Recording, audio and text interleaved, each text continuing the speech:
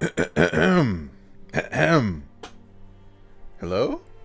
Hello? How we doing? Are we here? Are we live? Let's test this. Silence Elgato for one moment. Need to check audio. Hello, hello?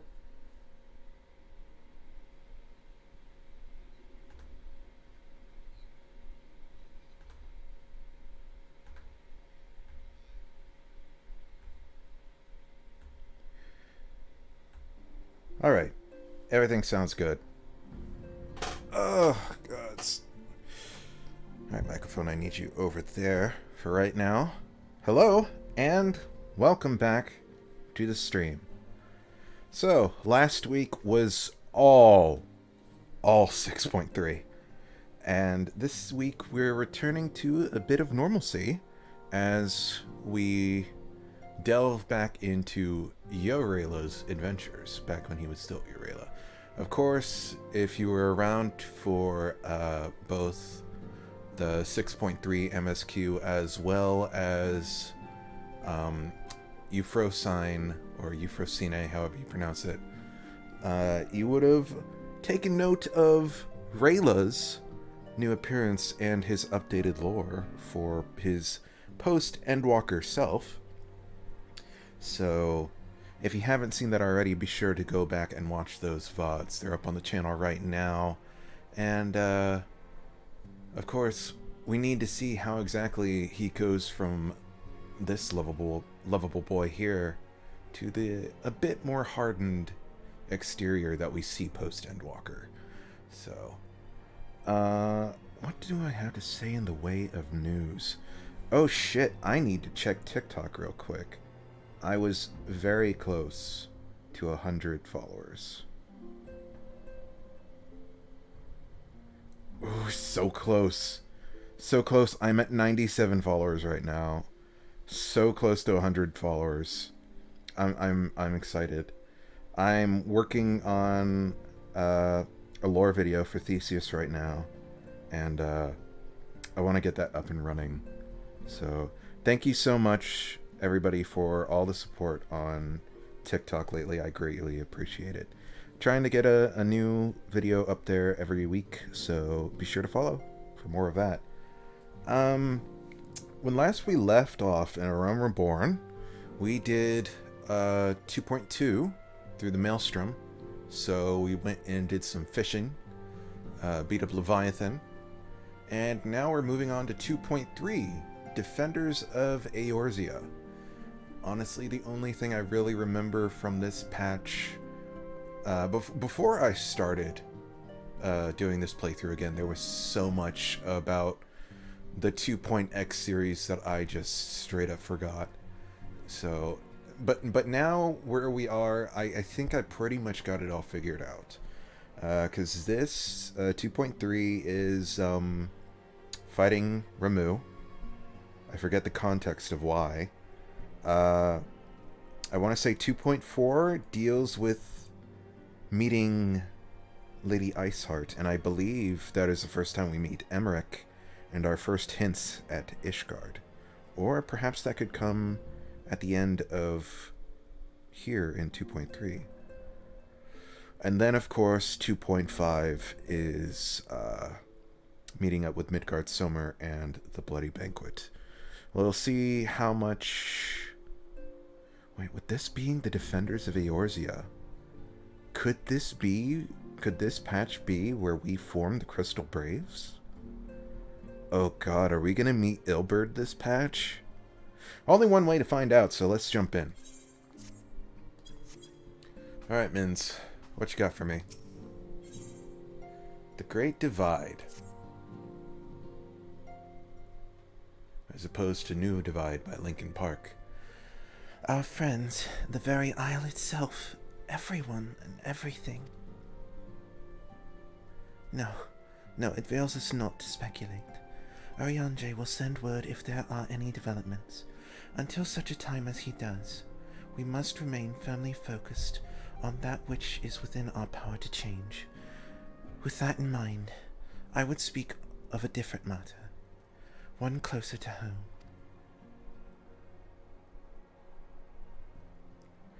It concerns etheric fluctuations which we had previously attributed to good King Mugulmog XII. That the king is no more is a blessing for which we have you to thank. Excuse me, I need to adjust my position here. Need some support for my neck. That's slightly better. There we go. Alright, Mike Chan, get back over here. Well, yet all is not well in the Twelveswood. Our latest readings reveal an ongoing etheric disturbance of considerable magnitude. They may even suggest the presence of a primal. Needless to say, the mere possibility warrants immediate investigation, and I would have you... Acelia, I do not wish to interrupt, but we have a problem. What manner of problem? A band of refugees hailing from Ul'dah, this time are come to Revenant's Toll seeking asylum. It would seem they expect us to afford them the same treatment we gave the Domans. At present, they are in Seventh Heaven, awaiting formal response. I see. Mayhap this was to be expected. I shall meet with them at once. Acelia, you know full well we haven't the resources to accommodate many more people. Considering what will happen if you do this, word will spread, and more will follow. Your opinion is duly noted, but I will hear their suit.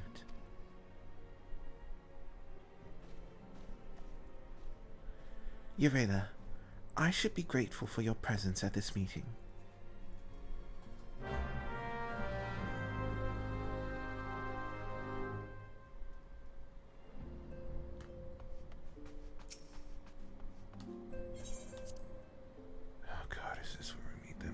Who's here? Who is in this bar right now? Whoop. You just summon Buddy.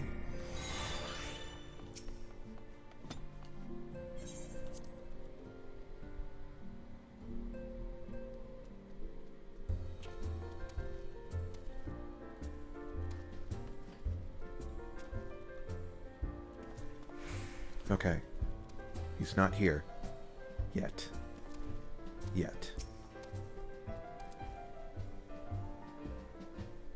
My anger has been staved for now. I apologize for keeping you waiting. My name is Minfilia, and I lead the Scions of the Seventh Dawn. 12 be praised, it is you! We're ready and willing to work, same as the Domans. Just give us a task, and we'll see it done. Pray calm yourselves. I appreciate your enthusiasm, but I know not of your situation. Beg your pardon, antecedent. I ain't so good with words. We've been living off scraps of Ul'dah for years now, trying to piece together a life to replace the one what got took. They say there's work, but there's not for an honest man. Not as wouldn't sully his soul sooner than his palms any road. The flames do what they can for us, of course, but it ain't near enough. And it's only getting worse. When the calamity brought us to our knees, those rich bastards in the city didn't help us up. They climbed on our backs. I don't pretend to be clever, but even I can see what's coming. I knew we had to run. The only question was where. And when it came to me, Revenant's Toll. I mean, you took them foreigners in, didn't you? So you'd surely do the same for us.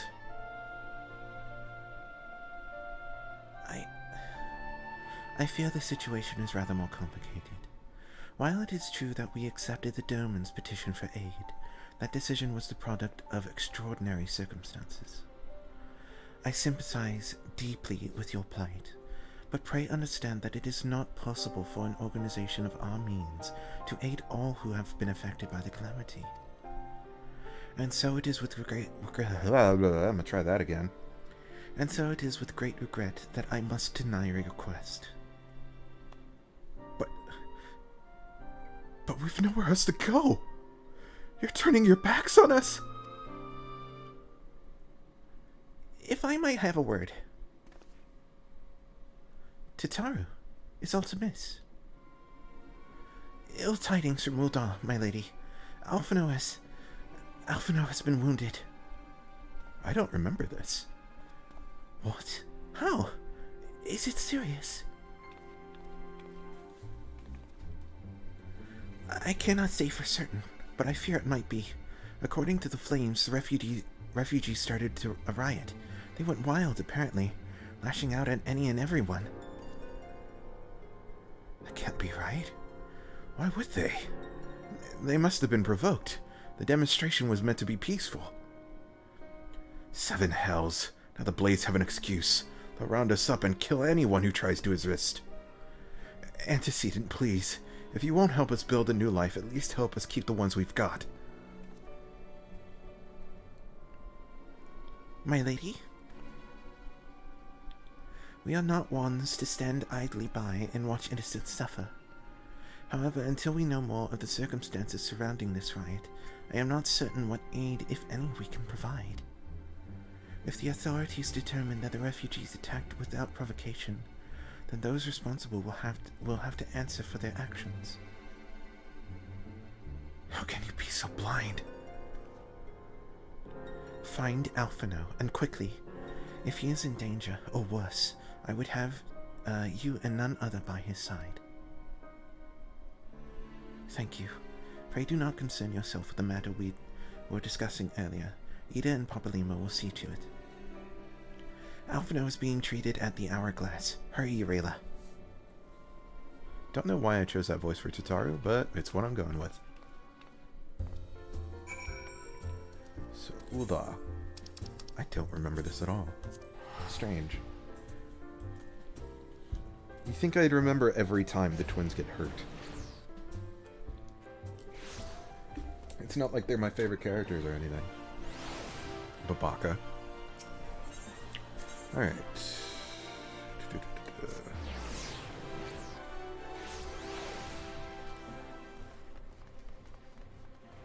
Manzalera? Okay, good. We won't see anything untoward in here. I gotta worry about it every time I come through here.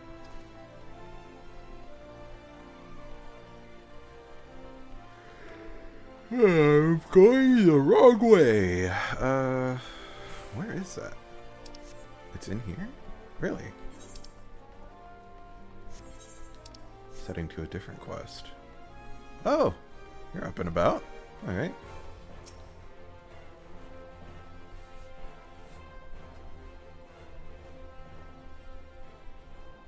Come, you must have gathered by now that Tataru is given to exaggeration.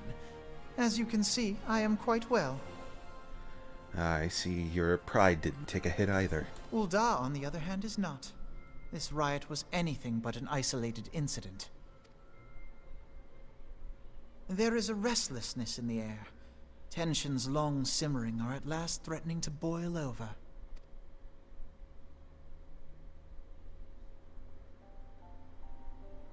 Ul'dah is a nation infamous for the great disparity between the wealthy and the poor.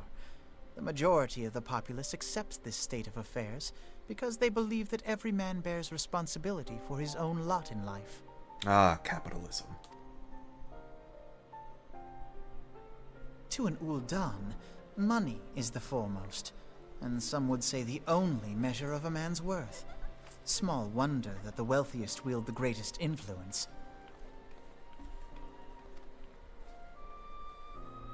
So where do the refugees fit into this social hierarchy? What place is there for those who fled Alamigo and the destruction of the Calamity? Plainly, there is none. They have no wealth, no power, and no worth. To the Ul'dan way of thinking, they may as well not exist. Choosing to ignore their existence, however, is patently not an option. General Rauban and the Sultana understand this, which is why they ordered the Immortal Flames to provide the refugees aid and succor. Turning off my fan, excuse me. Yet none would dispute that the expenses incurred by this policy grow by the day. with no end in sight. This has prompted more and more Uldans to question their obligation to aid these worthless wanderers, while more and more refugees have come to resent their treatment at the hands of the sneering citizenry.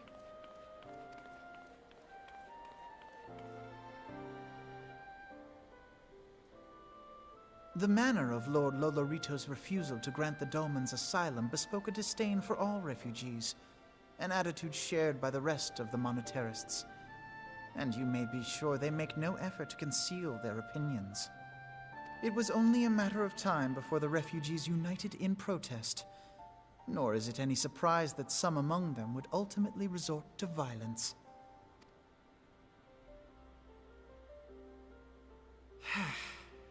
That the Immortal Flames should choose this of all occasions to engage in joint training exercises with the other Grand Companies. By the time they return, the situation may well have deteriorated beyond mending.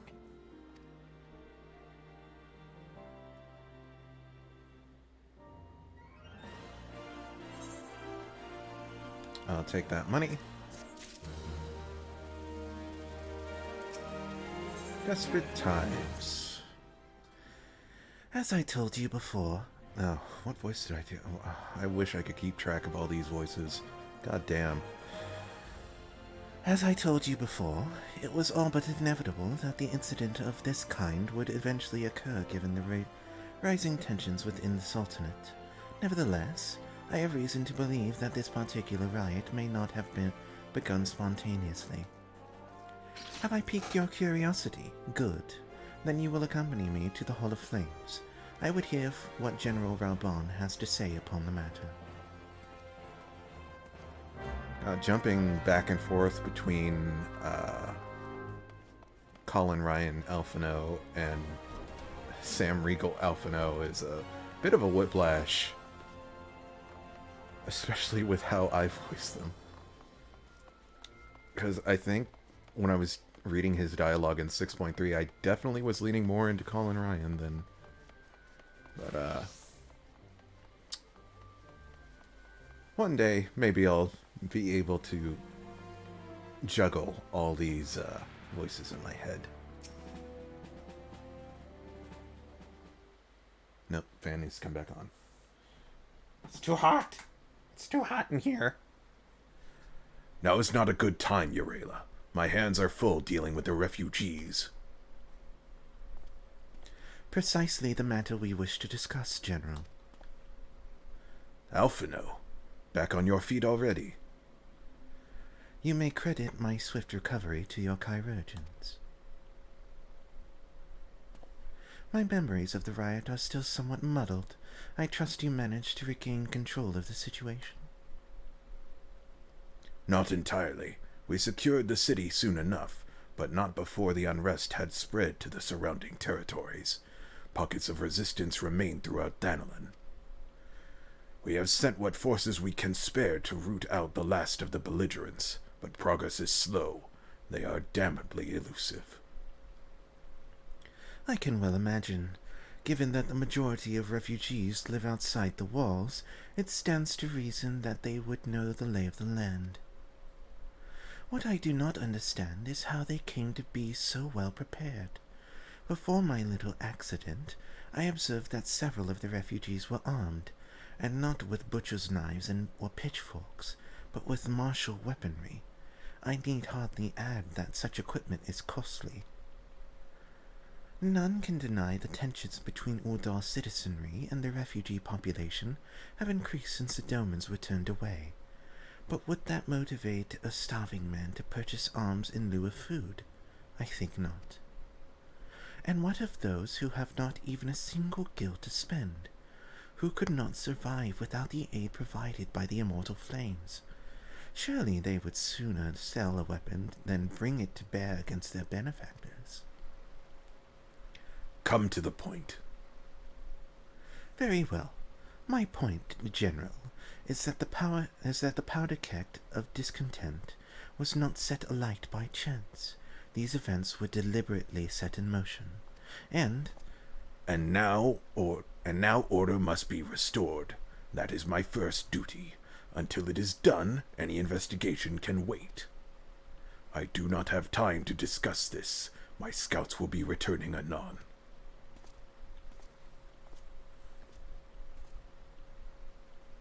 Alphino just pouts like, I was being smart, how dare you? The general is no fool. He keeps his own counsel, and with good cause. Were he to claim, without the necessary proof, that these riots were instigated by outside forces, the monitors would accuse him of attempting to shirk responsibility. After all, he and the Sultana have been the most outspoken proponents of refugee aid. Regardless, they will face harsher criticism in the days ahead. Our allies may stumble upon the truth in time, but I have far more faith in your abilities, Eorzea. Therefore, I propose we conduct our own investigation, independent of the authorities. To that end, I would have you make inquiries in the settlements suspected of harboring belligerents. Commander Swift will know which they are. He may balk at the request for such information, but I've no doubt that you can persuade him with your silver tongue. I, meanwhile, shall seek answers in my own way, after which we can regroup and share our findings. Well then, shall we? I don't think Eorzea at this point is known for being good in conversation. Not yet. He doesn't have the intimidation factor that he will undoubtedly have not too long from now. You look as though you have something to say, Eorzea, do you? What you ask is no simple favor. Were such information to fall into the wrong hands, the lives of countless soldiers would be at risk. Even so, there is wisdom in your words. An able individual may be better suited to this task than a regiment. Very well. The Brass Blades have reported suspicious activity in the vicinity of Lost Hope. It may be unrelated to recent events, but we doubt it. I suggest you begin by speaking with the Blades posted there. I believe that's right outside.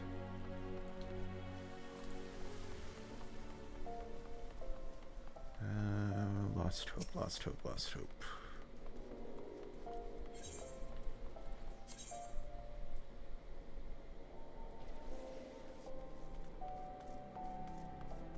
I want to say it's this one.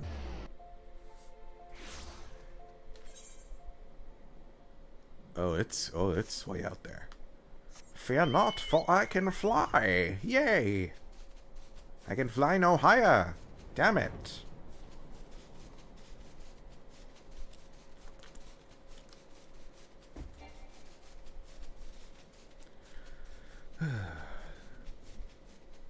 So, honestly, sometimes, I don't know if it's just me and it's something in my head, but I have to keep a fan on sometimes just because, I don't know, I hate stagnant air, right? Like, non-moving, I guess, like, I need white noise, I hate the sound of silence, that sort of thing. But, like, yeah, stagnant air just makes me feel hot and uncomfortable, so. This fan isn't too loud, so that's good. Excuse me. Checking messages. Alright. Amalberga. What brings you here, adventurer? A search for refugees. Well then, you've come to the right place. Ah, you mean those refugees. Oh no, you won't find them here. Most of the people of Lost Hope have come to accept their situation and are content to pass their days in peace and quiet. Outsiders have trouble understanding that, like that merchant who passed through recently. Gregarious fellow, but awfully opinionated. Can't say I was sad to see him go.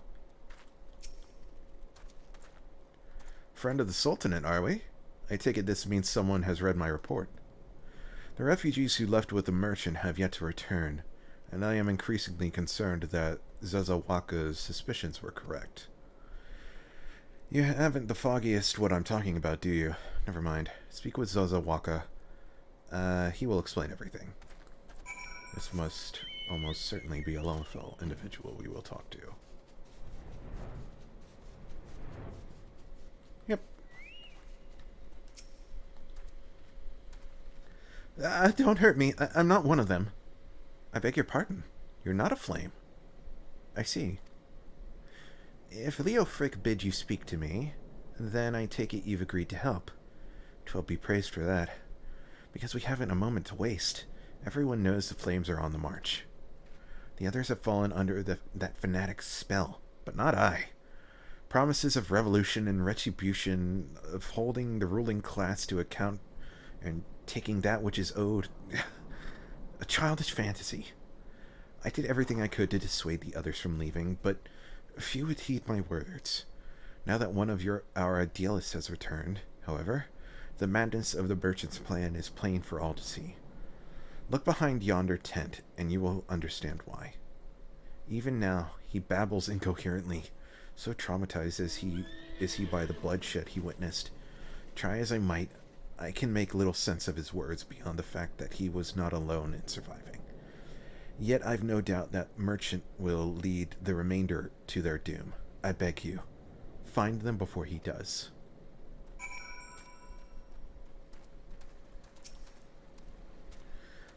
What are you doing? Don't draw. Don't draw. Don't draw. Don't draw. Why didn't you run away with me? We could have escaped together. Then you would be here with me. Be here to soothe me. Why did you have to stay and leave me all alone? Soothe. Where is it? There it is. Pat, pat, pat. Who are you? What do you want? It's true. I followed the merchant. May the gods strike me down for my folly. What they will not give, you must take, he said. When we asked how, he revealed the cache of weapons he had brought and implored us to seize control of our fates. I thought about running then and there, but the others were so excited. He split us into 2 groups, sent us off on our own. But when the flames found us, we didn't know what to do. Our leader tried to parley with theirs, but when they started arguing and then fighting, and then everyone was fighting, and the flames were shouting to give no quarter, and... Oh God, it's the other group. They're still out there. If we don't find them, they'll be massacred like mine was.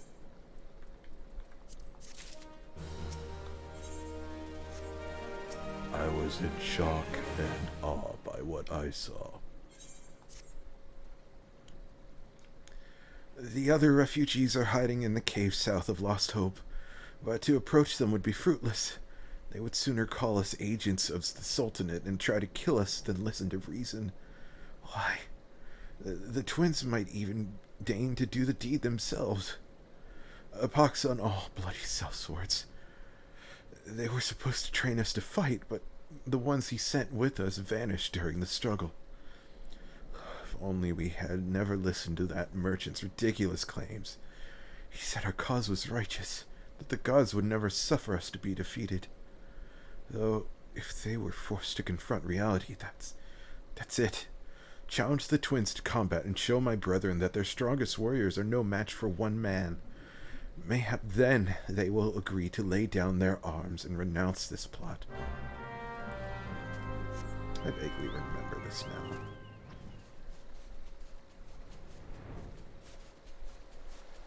I think the last time I went through the MSQ was pre-Shadowbringers.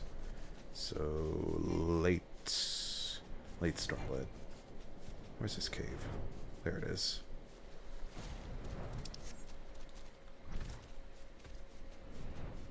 Hello?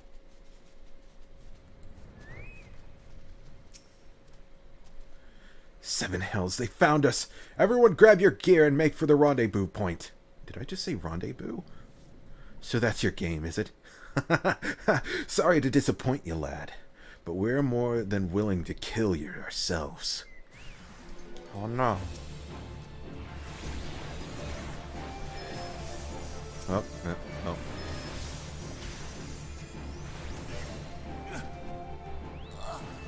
Oh, no. Sorry.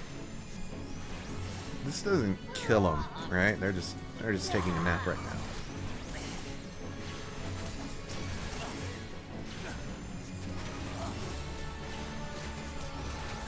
Good old Featherfoot. Oh.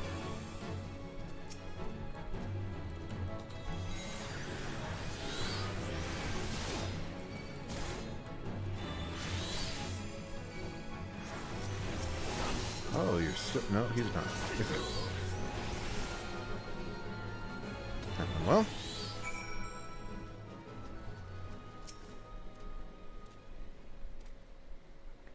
You beat him like it was nothing. Thal Almighty. What are we gonna do now?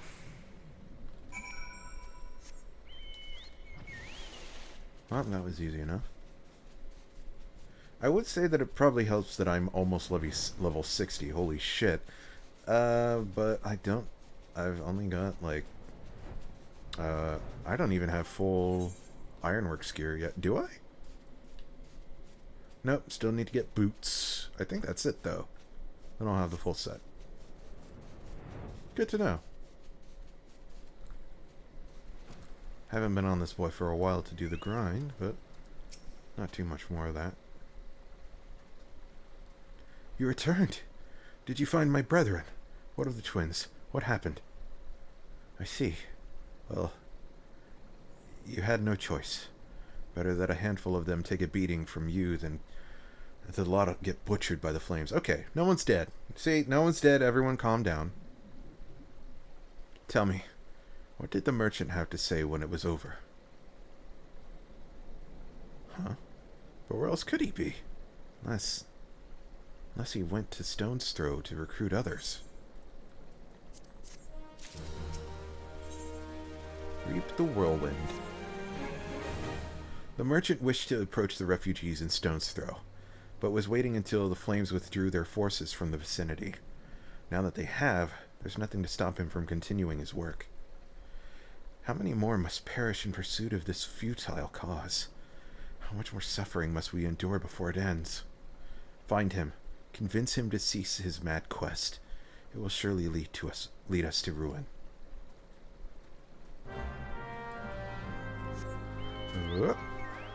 And where is this place at? All the way that way.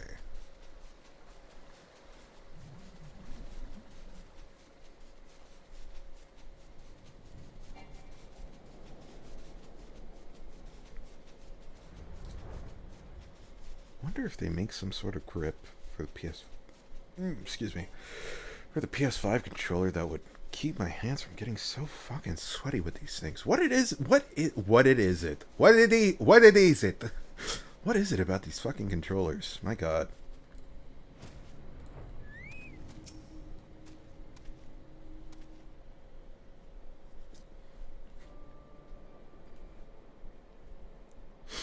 Have you seen... Oh, it's a small child. I can't do small children voices. Have you seen my parents? Terrible. Terrible.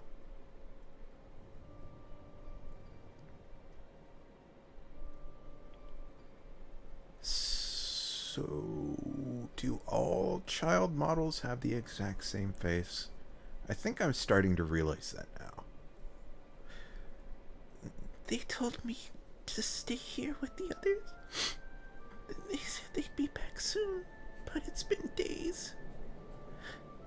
They left with the man from Ul'dah. The man said they were gonna change everything. Make it so we could live inside the walls with everyone else. I liked it when he said that. I didn't like it when he talked about making the rich people pay. Everyone looked so angry and I got scared. Say, mister, are you looking for someone? For a merchant, I'm looking for someone stirring up trouble. Yeah. I'm looking for someone stirring up trouble. You mean the man who left with my parents? I don't know where he is.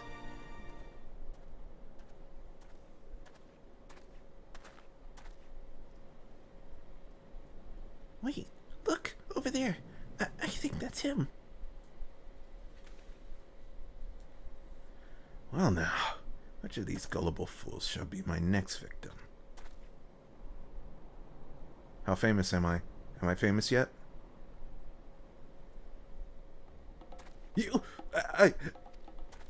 Have we met this dude before? He's getting away. Go get him, mister.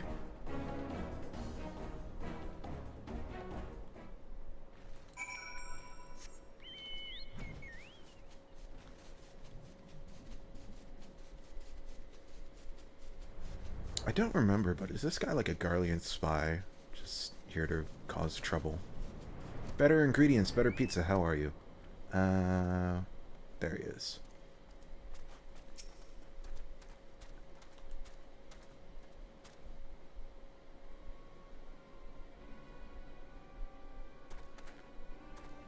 You again?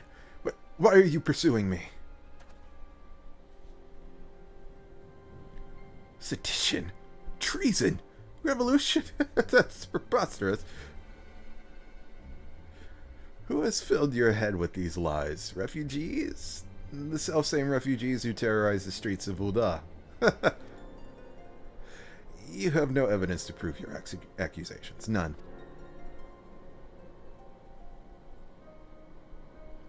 No, I will not accompany you to the Hall of Flames. You have no right to detain me. Bitch. No, you don't understand. Canonically, right there in that moment, Eorzea just leans in and is just like, bitch.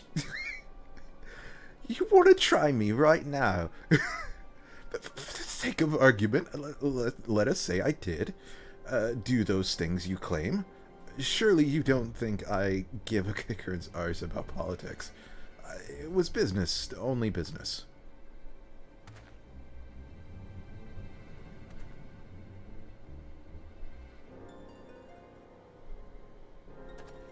Bitch.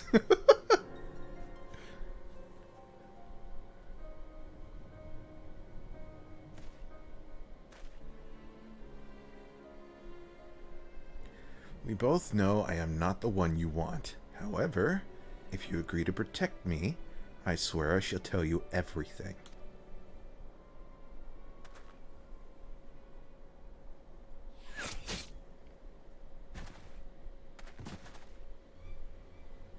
Damn.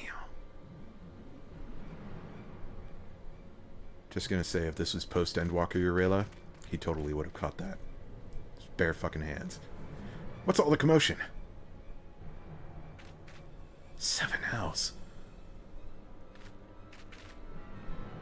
Tell the others to spread out and search the area. The killer may still be close.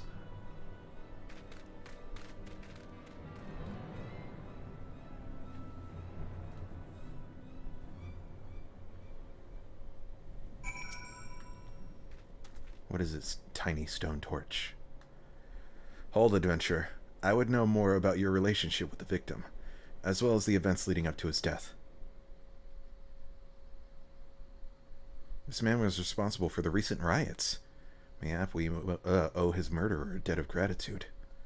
In any case, it is obvious you are not the one whom we seek. You may carry on with your investigation, Scion.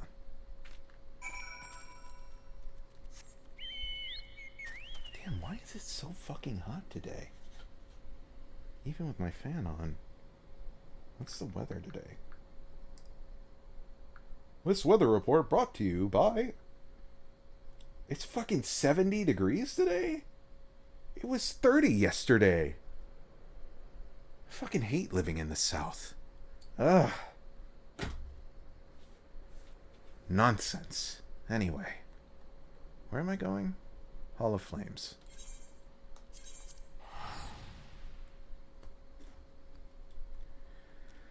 Oh.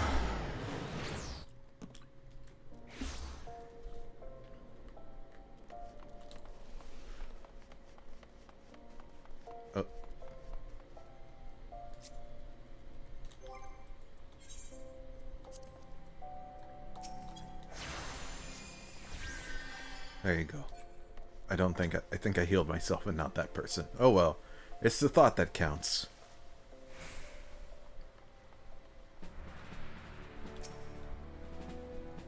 What news, Eorzea? Where's the merchant? Murdered? Damn it all to the seventh hell! He was not simply murdered, Eorzea. He was Science! Damn it! Why can't I read? Okay. He was silenced. Too many knew his face, and he was ready to divulge his secrets. Do not despair, though. We may be closer to identifying the true orchestrator of these riots than you realize.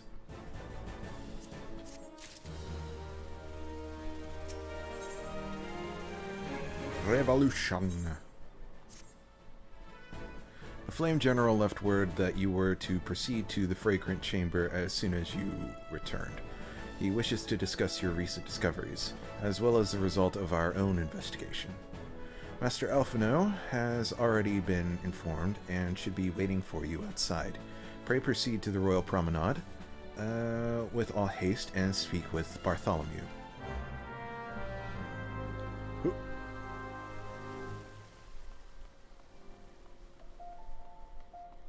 Oh wait, that dude's dead. Hold up. I mean, he's AFK, so... Congrats. You now live in.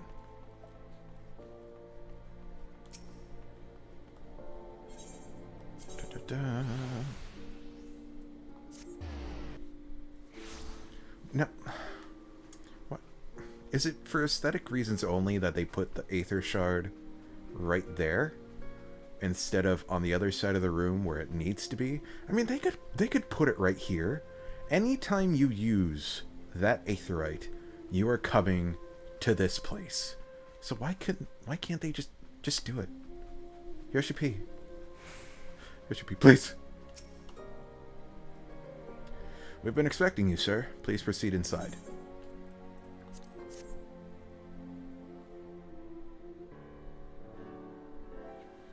Voice cutscene? Commander Swift Yes. has kept us apprised of your recent activities. You've made great strides towards quelling the violence. Despite our best efforts to determine what provoked this uprising, the truth continues to elude us. Have you uncovered aught which might shed some light on the mystery?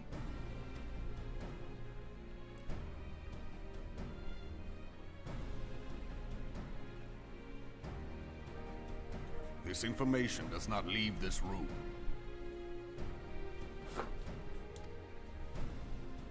The Syndicate's decision to reject the Doman refugees' appeal for asylum had lasting repercussions. A number of those displaced by the calamity claimed it was proof of a policy of discrimination. Together with a group of Alamegan refugees, they organized a series of demonstrations to protest against the Sultanate. Demonstrations which became heated, but did not descend into violence. Until a certain incident served as a call to arms. A unit of brass blades sent to supervise a demonstration loosed arrows upon unarmed protesters. It was this atrocity which prompted the refugees to take up arms. I need not tell you what followed. We assumed at first that the attack was born of a miscommunication. When emotions run high, they happen. But suspicions were raised regarding the unit's commanding officer, whom I ordered interrogated. Sure enough, our fears were soon confirmed. The dog confessed that a merchant had offered him coin to give the order. A merchant in the employ of Teleji Adeleji. No. Teleji Adeleji. But he spoke in favor of the Doman's cause, and has ever seemed sympathetic towards the refugees' plight. Why would he do such a thing? Know you of the Cartano Reclamation Bill? It is a proposal to annex the Cartano Flats so that refugees may establish permanent settlements. When last I looked, that was disputed territory. Aye. Some might even call it a battlefield.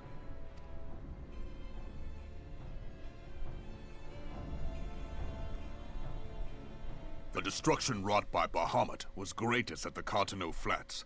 That much is common knowledge. What is less well known is that his rampage laid bare ancient Allagan ruins, of which no record existed. There are certain differences of opinion as to how these ruins should be handled, which is why each nation maintains a military presence in the region to this day. Yet differ though we may, we are still allies. Therefore, in the interest of preserving the Eorzean alliance, we have reached an agreement. Any conflict which may arise during the course of military exercises in the region shall have no bearing on relations between our nations. In full knowledge of this delicate state of affairs, Teleji Adeleji proposed the Cartano Reclamation Bill. A shameless bloody ruse which stands to benefit him in but one conceivable way. If successful, he will gain control over the disputed territory under the guise of assisting in the resettlement effort. And you can be sure he'll build an orphanage next to every Allagan ruin.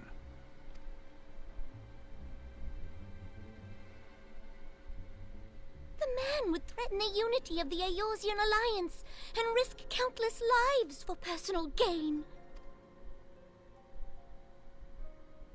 He walks a path all his own, independent of any faction and beholden to none of his fellows on the Syndicate. By inciting the less fortunate to violence, he hopes to convince others that the Cartano Reclamation Bill is the only viable solution. His sympathy for the plight of the Domins was not but posturing to gain credibility with the refugees. Of that there can be no doubt.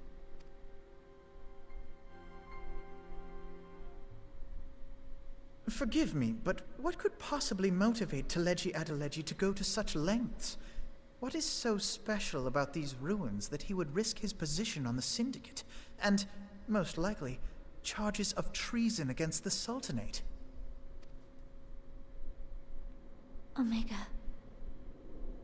Oh, fuck.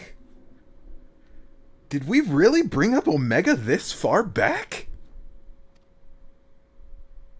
Pardon? Really? Damn, I'm writing that shit down. How the fuck did I mean, of course back then I had no idea what the fuck Omega was. Omega ARR. That's fucking crazy. Damn.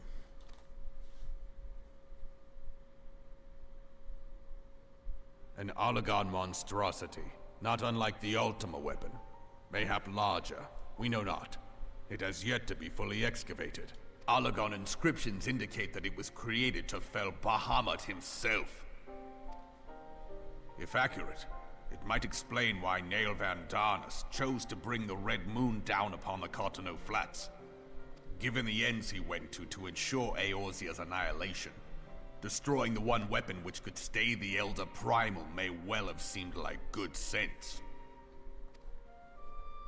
When first I bore witness to the power of the Ultima weapon, I doubted the evidence of my senses. And now you tell me there is another such weapon. One which could contend with Bahamut. Bahamut! Too many fucking Gundams in this story. Aye, we were skeptical ourselves. Truth be told, until the Ultima weapon's existence came to light, we thought the inscription had been mistranslated. At present, Omega is more akin to a fossil than a tool of war, having long since ceased to function. As such, its true potential cannot accurately be gauged. However, if someone were to restore it, as the Carlians did the Ultima weapon, I have little doubt that he would wield untold power. Power enough to subjugate Uldar like as not, and the rest of Eorzea besides, which is doubtless why Teleji Adeleji yearns to have it. So we've known about Omega in the Cartano Flats this fucking long, and then they just sat on that fucking plot detail until the very end of Heavensward. Holy shit. Damn. Planting seeds left and right. That he should aspire to world domination. He who has ever walked 2 paces behind Lord Lolorito in matters of commerce. 'Tis in acknowledgement of his own limitations that he seeks this power. Woe betide us all should we allow him to have it.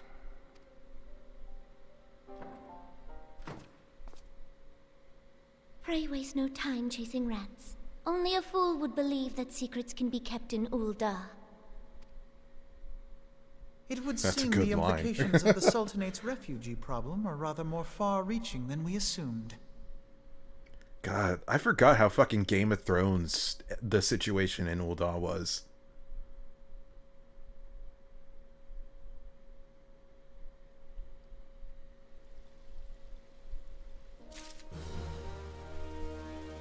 I wish I had paid attention back then, man. Because I actually find this shit super interesting. Like I just said, it's got that Game of Thrones feel that's like, ooh, what's gonna happen? Hopefully it doesn't end poorly in a narrative sense. Stories we tell.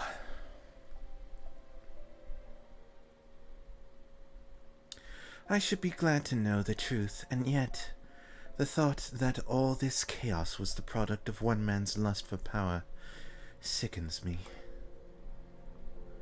How long do you think they intend to hide the existence of Omega from the Scions? That they even felt the need to do so is most troubling. It would be in our best interest to learn more of the military activities in the disputed territories. You are, of course, the Scion best suited to the task. Corporal Tia, do take a moment to visit Maelstrom Command and make inquiries at the earliest available opportunity. Begone, whelp! This is no place for children!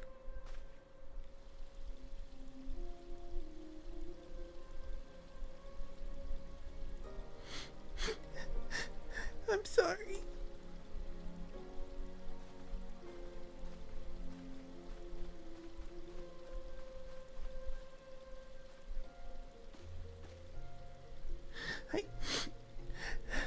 I was looking for you, mister. You said you were looking for the man who left with my parents.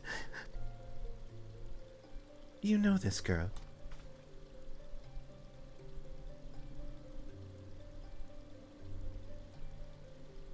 So he visited Stone's Throw as well. I see.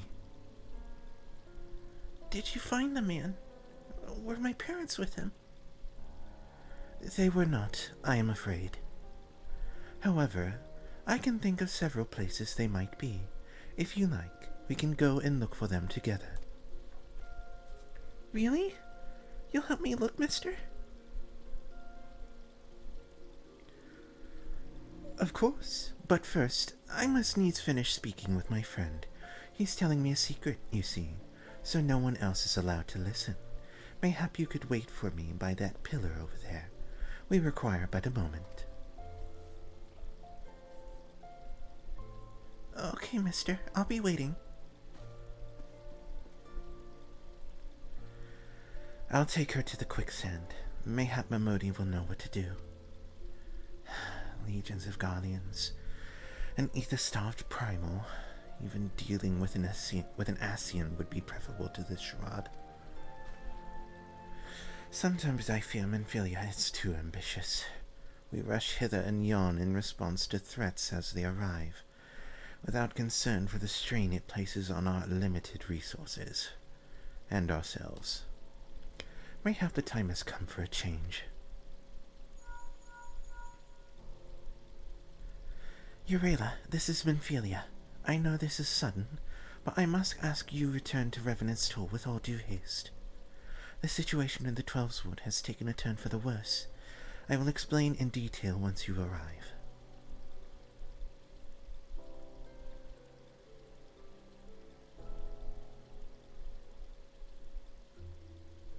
The Twelveswood, then the primal threat she spoke of before, has been confirmed.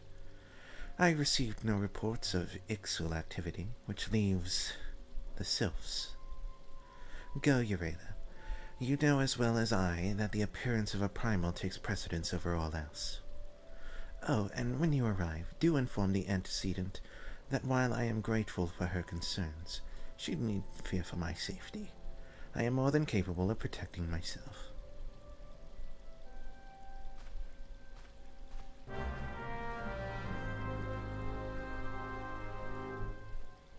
I guess we're just going to press pause on this situation for a moment and proceed directly to Beardman. Mordona. I was like, let me use one of my teleportation things to get directly to Mordona, but I don't have those. Do I? That's not a thing. That's not a thing. Okay, it's not a thing. They didn't have these fancy teleportation tickets when I was playing through this game.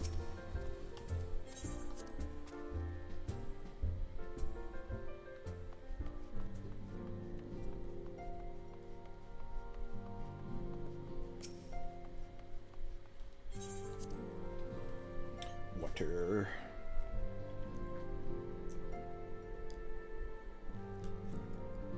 Bottle empty. New bottle.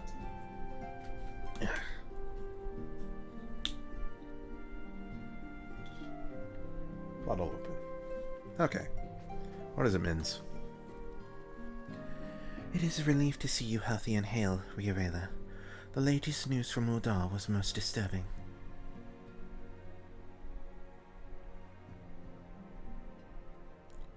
Clearly, the only injury Alphino suffered was to his ego. Doubtless it will heal ere long. I doubt even that was affected. The other scions will need to be present for this meeting. If you are ready to begin, I will summon them now. Let's go.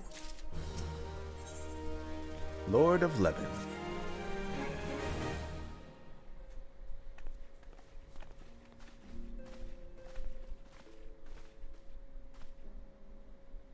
Thank you for responding to my call with such haste. Rest assured, I should not have summoned you were it not urgent. To business then. I have received some most disturbing news from the Order of the Twin Adder.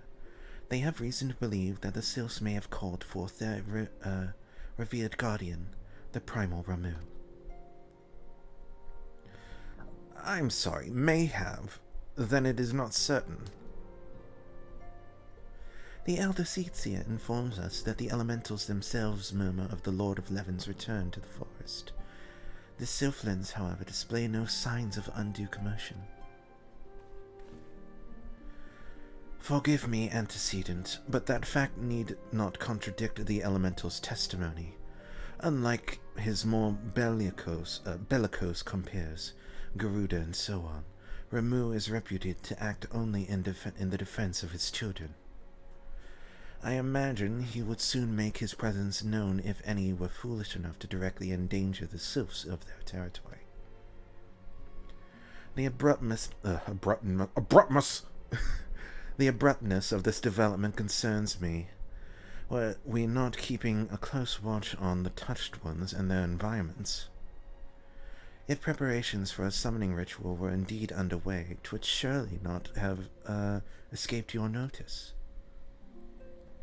Oh, it didn't. I was pretty sure it was going to happen, just not this soon.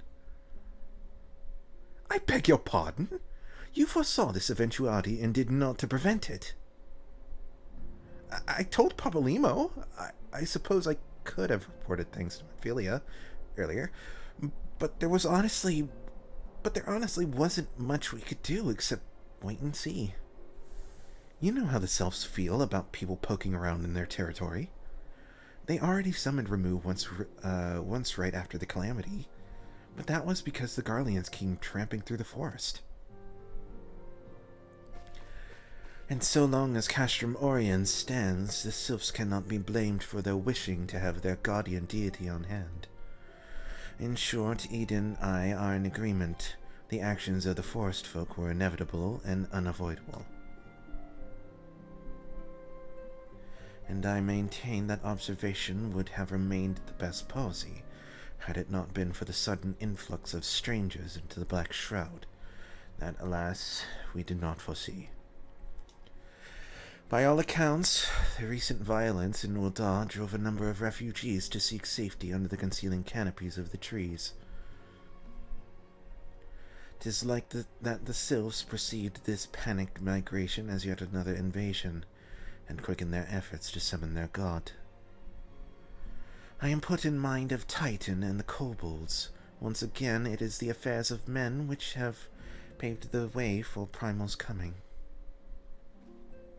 Indeed, one cannot help but wonder what manner of place Eorzea would become without the civilizing influence of mankind.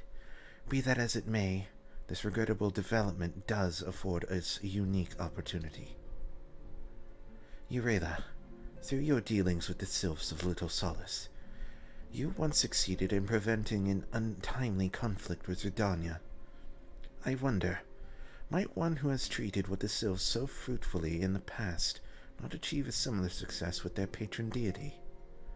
If Ramu can be convinced of our intentions, it may be the first step to breaking the cycle of primal summoning. A fond hope was such things possible. We would not have been at war with the beastmen since time immemorial. But maybe this time we can. Let us continue this discussion anon. We must first consult the nation most affected by Ramu's presence. The Elder Seedseer has requested your personal involvement, Eorzea. Pray report to Commander Hulot at the Adder's Nest, as soon as you are able. Steel yourself for the worst. While I hope for a peaceful resolution to this matter, experience suggests that your meeting with the Lord of Levin will prove less than amicable. In such an event, your fellow Scions will of course lend you whatever support you require.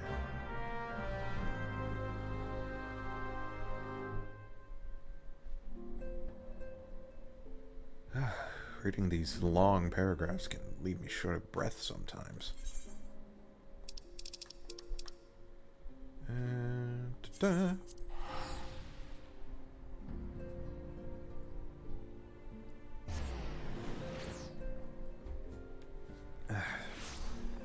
Okay.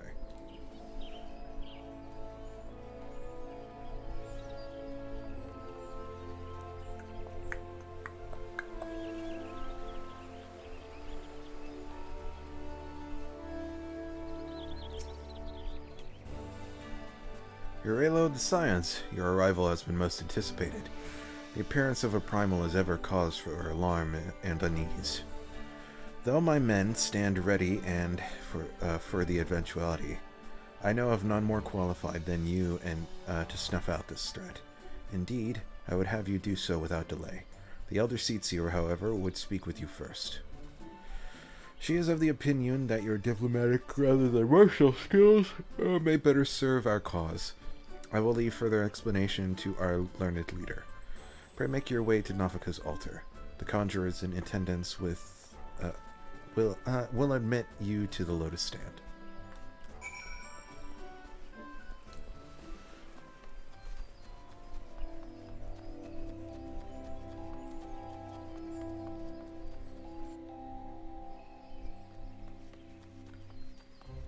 Hello, I am an important person. Let me in.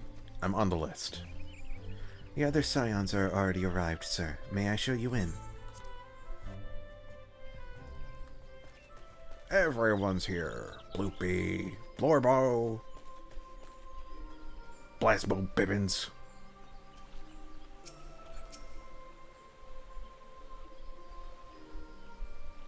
Scions of the Seventh Dawn, on behalf of the people of Gridania, I bid you welcome.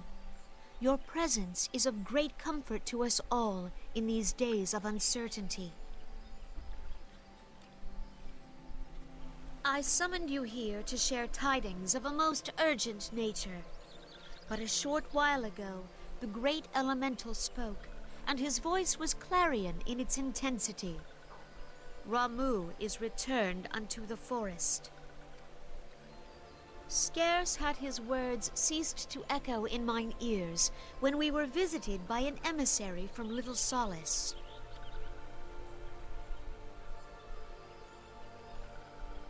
What do your voices sound like? Our guest informs us that the sylphs too Never mind. have sensed the presence of the Lord of Levin. Though his exact whereabouts remain unknown, we may safely assume that the primal was summoned within the heart of the Sylphlands. Unlike the other primals you have encountered, Lord Ramuh is no raging avatar of destruction. He is revered as much for his wisdom as his strength, serving as both arbiter and guardian to his children. Given that we and the Sylphs found a way to share the Twelves Wood, it is my hope that this sagely immortal will be amenable to reason, and that conflict may be avoided. Blessed as you are with the power of the Echo, you are one of the few among us who may commune with the primal without fear of influence.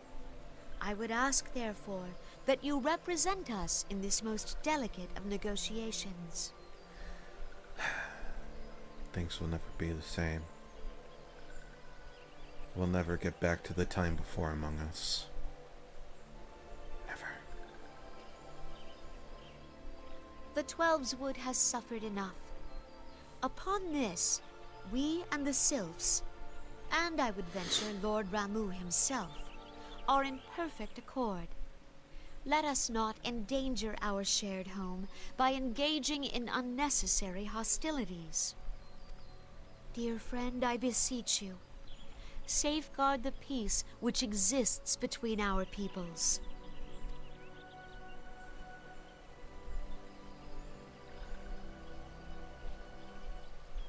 You have my thanks. And my axe. Pray make for Little Solace, then.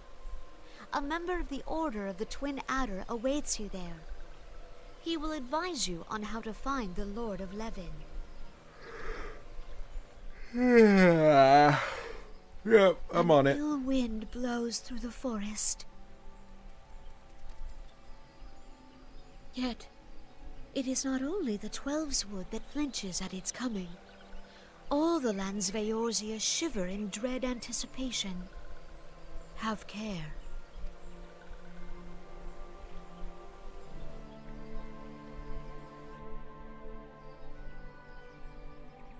Alright. Little Solace. Which one is that? Hawthorne Hut.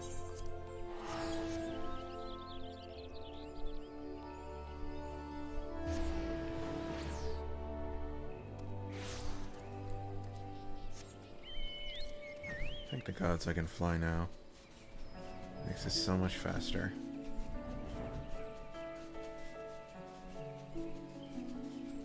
Something in my eye! I'm not crying. Eorzea of the Scions, I was told to expect you. I understand you go to treat with the primal Ramuh himself.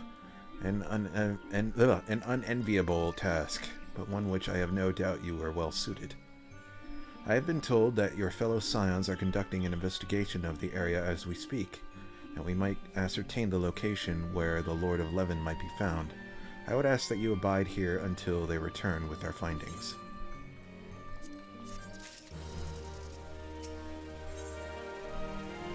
Levin in impression.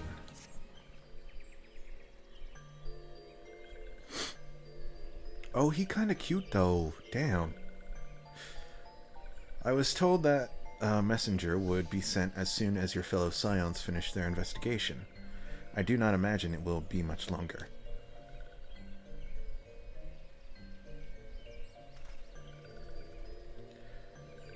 This one returns, and returns with good tidings. Wise ones have finished searching, and have wisely identified the precise location where the Touched One summoned Lord Ramuh. Your timing is impeccable, my fluttery friend. Might you be so kind as to escort this good man to his fellow Scions? It would be this one's pleasure, Walking One. Please, please come with this one.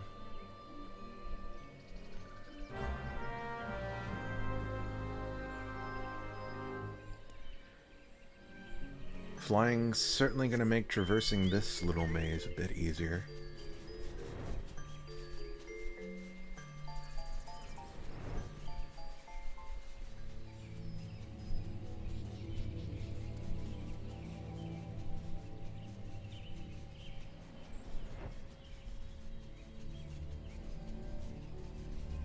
Not at all. There you are. I command everything to be purple now.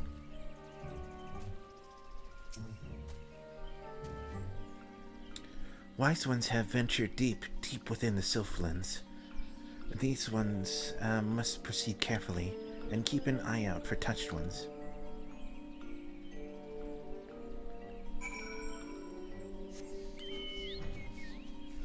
I heard that this part was shortened significantly. I don't remember a whole lot of it. Just that it took a while to get through this little part.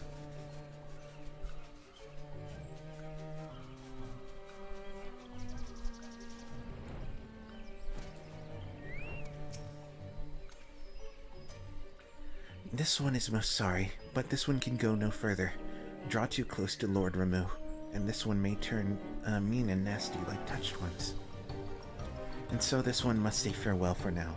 Walking one will find wise ones not too far from here, to the south. Go in safety, walking one.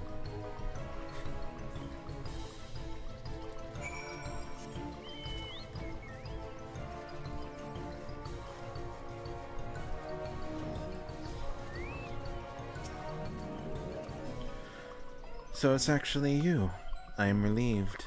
For a moment, I thought we were dealing with another one of these confounded sylph tricksters. I swear, with them wreaking havoc with their skin-changing magics, it's a wonder I was able to finish taking my measurements. Yes, it was quite the ordeal. You should have seen the look on your Stella's face when the one impersonating you suddenly showed up. That's quite enough, Papalinamo. My apologies. It's not like me to ramble so. At any rate, as I was saying, I have finished measuring etheric activity in the area, and I am pleased to say I have reached an indisputable conclusion, to wit, that Ramu was called forth in the vicinity of the Sylph's Aetheryte. Come, Eorzea, the Lord of Levin awaits. Okay, now I know what part got cut. I remember you had to go around and deal with a bunch of copycats of the Scions that were just sylphs. Oh. Oh, we're here. I have landed directly on top of the crystal for advantages? I don't know.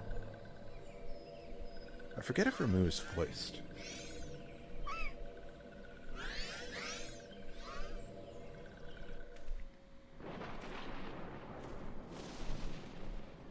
Ramu is one of my favorite summons. Nora betrays thee, servant of Heidelin.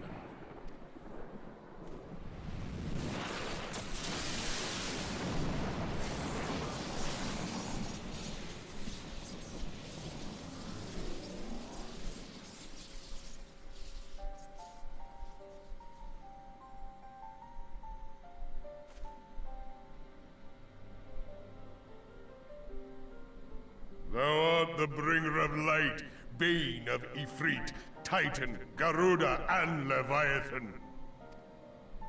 I am Ramu, guardian of the children of the forest. Thou tramplest upon sacred soil, bringer of light. By what right doth man intrude in this sanctuary of the sylphs? The Gridanians proffer peace?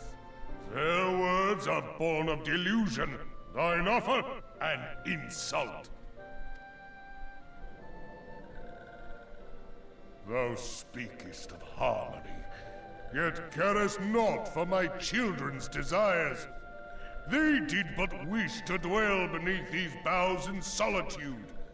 Yet even that was too much to ask of man. Thus did they turn to me for succor. The sentence I pronounce upon thy kind is just. Redanian or Garlean, it matters not. The good intent of one excuseth not the misdeeds of the other. Thy conflicts have brought naught but anguish and misery unto the forest. All blame doth lie with the darkness that resideth in the breast of man. Whence sprung this calamitous seed? In the beginning no such duality existed. Were light and dark given form when man was born?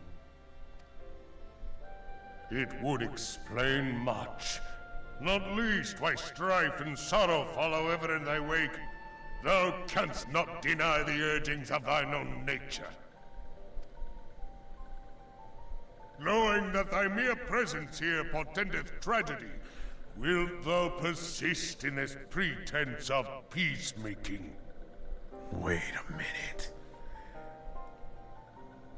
I thought the more he talked, the more familiar he sounded.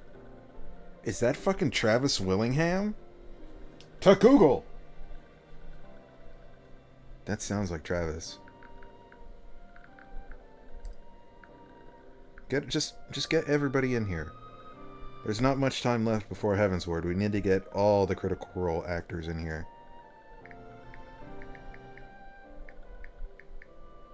Willingham.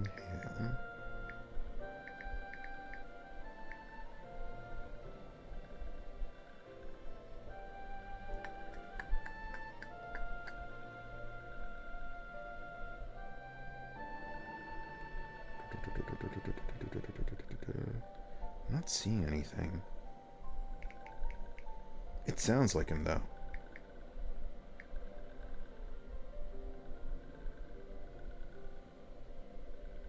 Let me see if I just type in FF14 remove voice actor. Anytime I do this, they usually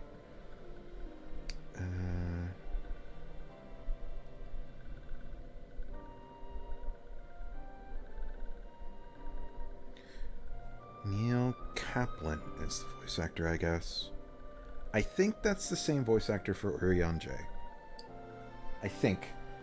I'm not too familiar with the Reborn voice actors. But damn, that did sound like Travis. Sorry about that.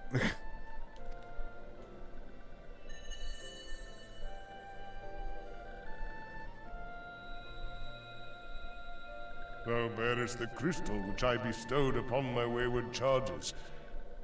That they should entrust so precious a gift to thee. Thou standest apart from thy kin. Thou art the bringer of light, aye. But there is something more in thee. Very well. I shall consider thy proposal, shouldst thou survive my trial. If thou wouldst champion the cause of harmony, I must have proof that thou art fit to play the role. Wither mine ire, and prove to me thereby that thou hast strength enough to stay the darkness which threateneth to consume thee.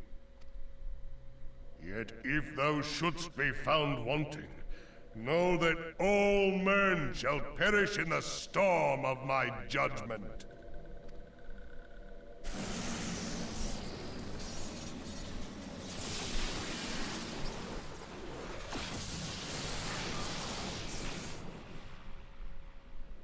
Come to me, bringer of light. I shall await thee on the field of battle. Alright, time to scrap. Who's there? Eorzea, it is rare indeed to find you so far from a tome.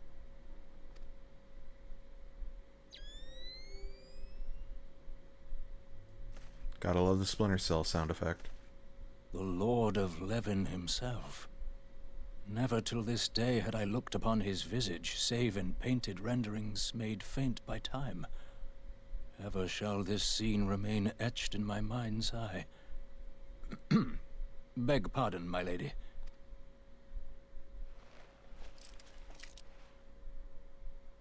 I removed my goggles to put on my other goggles. Point of research.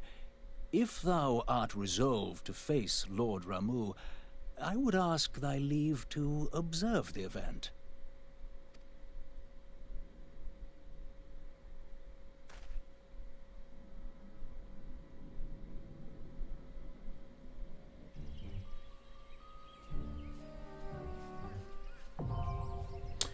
Wow.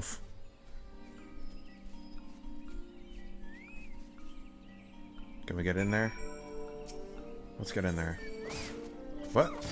Excuse me? Fucking rude. I'm 10 levels above you. You're not supposed to do that. Ugh. Alright. Let's get in there. Hopefully this queue won't take too long. Come on, Trial Roulette. I need you. Ugh. Do not fail me. What can I do in the meantime? Not much, really. How much money do I have? 322. I head to Mordona. See how many tombstones I need to get that, get the boots. Complete the set.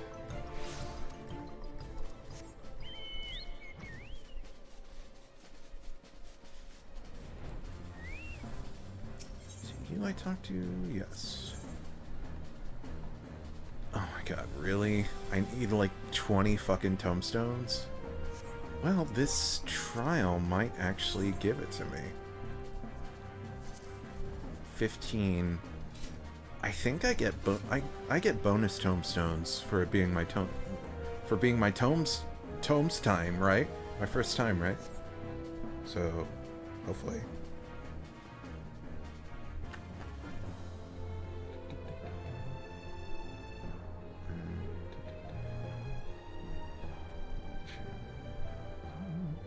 There we go. Let's see.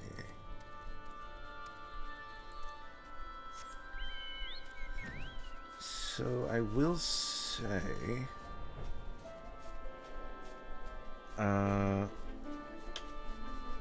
lady, the Makote woman you talked to after the Crystal Tower, I imagine her quest didn't show up until after you complete all 3, right? I don't know if it's still going to show up at all now. I mean, she still exists on my main. She's here, you can talk to her, but you can't take a quest from her anymore. And I think they got rid of the quest that unlocks that feature, so I wonder if she's just gonna be there for old players, and newer players will never see her at all. Be interesting. I wonder why they got rid of that. Was it just... did it serve no purpose anymore? I think if I remember correctly, I think she gave materials for the relic weapon, didn't she? Because I know the people up here on this ledge, they gave you scripts for getting certain weapons when you defeat the EX trials, these girls up here. And I'm pretty sure that the Makote woman down there gave you materials for relic weapon. So I wonder if those materials have been... I mean, because people are still going to want to do the Reborn relics. I wonder if there's made it easier to get them from other places, so... But we need to shut up, because Ramu's theme is fucking awesome.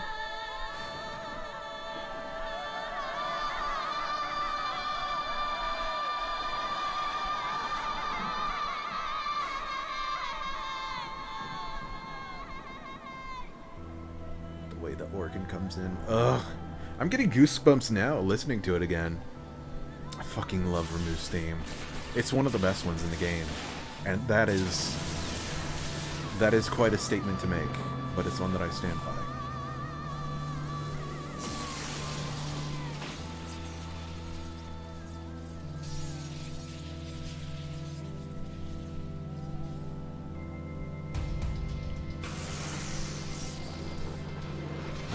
ogre beard. Let's do this. Oh, I love this song. Oh, try doing my level 90 opener.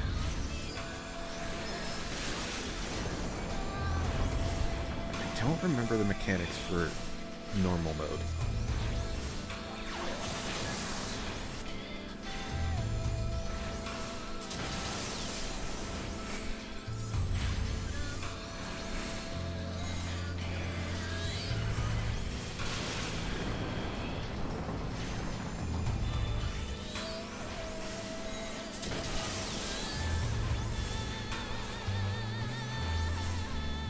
I remember the orbs do something. I remember if there was people frozen, you had to hit them with lightning.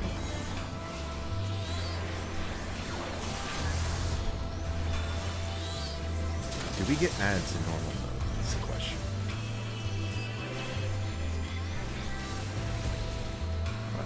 Touch one of these. I think this ups your resistance, right? But don't get above a certain number.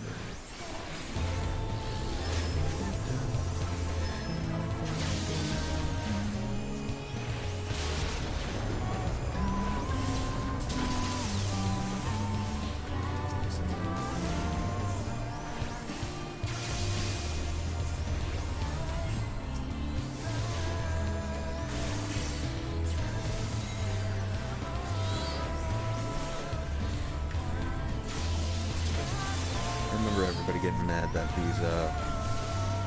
these remove Ekis are just in the game and summoners can't use them.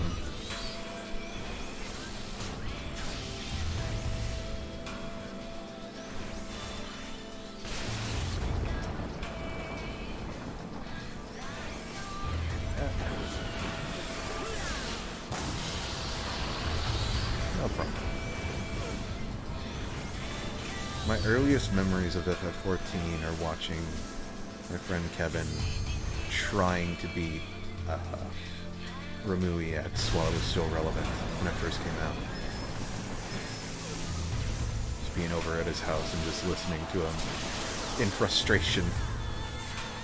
Oh, that seems bad. I don't want to touch that. Help me. Now I have to be shocked, right? I'm not in that. Help! How much is this? Alright, that's not bad. But what happens if I won't do this? Nothing. Good. I'm just gonna grab some of these, because I think they help me. Oh, we got ads again.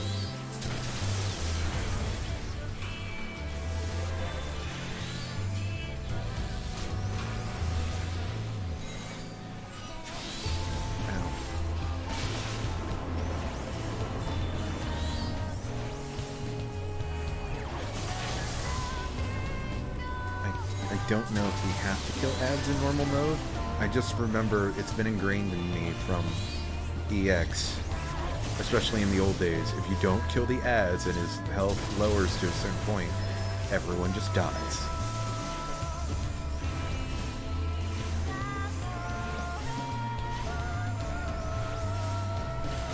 Oh man, the old EX fights. What a time that was. Well, that's simple enough.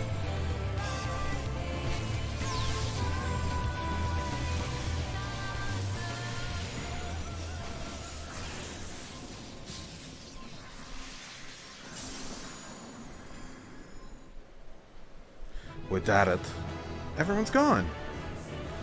Oh, 75 poetics. I'll take it. How am I supposed to calm somebody if they all leave? Oh fuck, I haven't set up his portrait yet, I think. I have taken thy measure, bringer of light.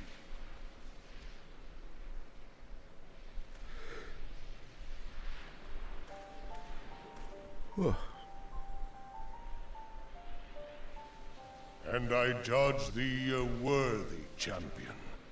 The task of excising the sin that hath taken root in man's heart is thine.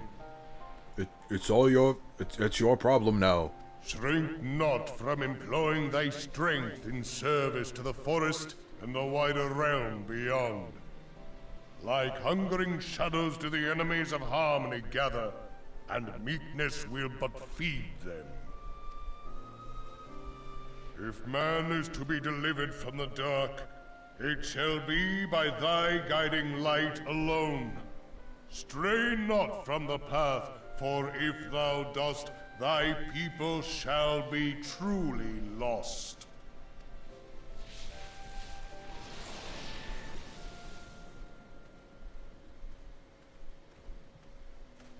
Thou hast slain the Lord of Levin. A regrettable act, but a necessary one.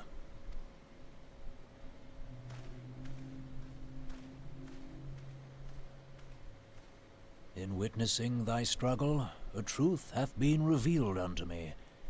If I mistake not, it may yet prove a chink in the eternal armor of the Ascians. But let us conclude our present business. I shall expound upon my findings at the Rising Stones anon.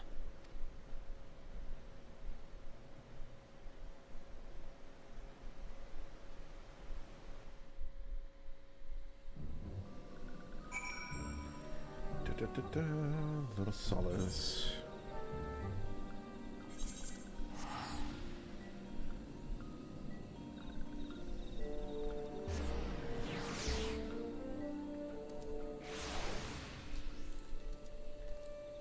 Burp, please. There we go.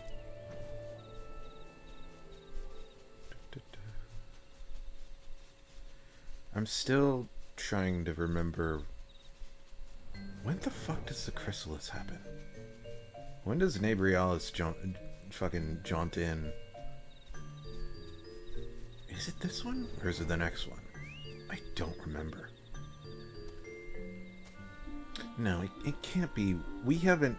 That doesn't happen till after the introduction of Moonbrita and White Orisite, I think.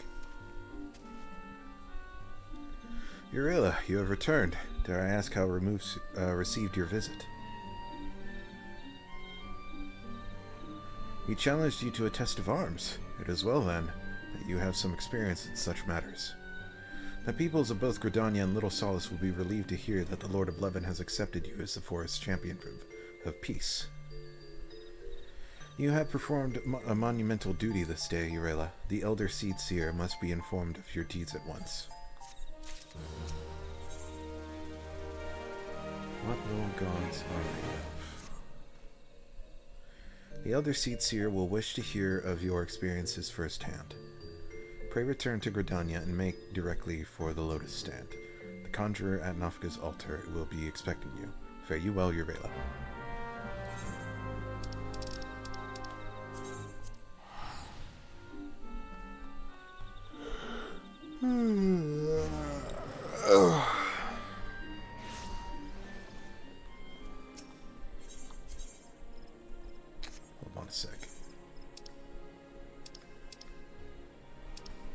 Okay. I was just checking to see if you haven't been to a place, it doesn't tell you what it is. I was worried that these symbols up here might be spoilers for new players, but it doesn't look like it is. That's good to know.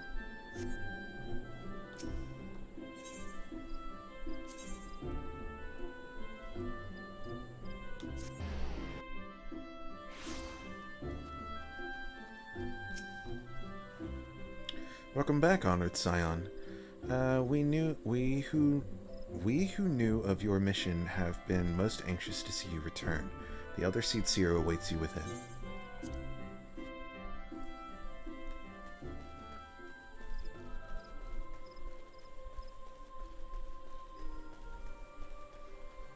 I'm back. A dinosaur story.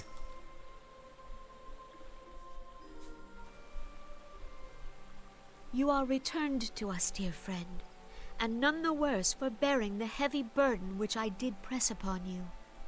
Most glad am I of this. I am informed that your efforts to negotiate a peace with Lord Ramuh ended in conflict. Pray tell me, what befell? Oh no, girl, what happened? Ramu made trial of you? I fear there is truth to his claim.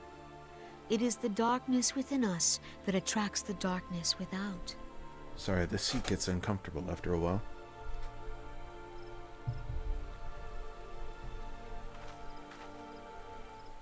It cannot be denied that misfortune follows man.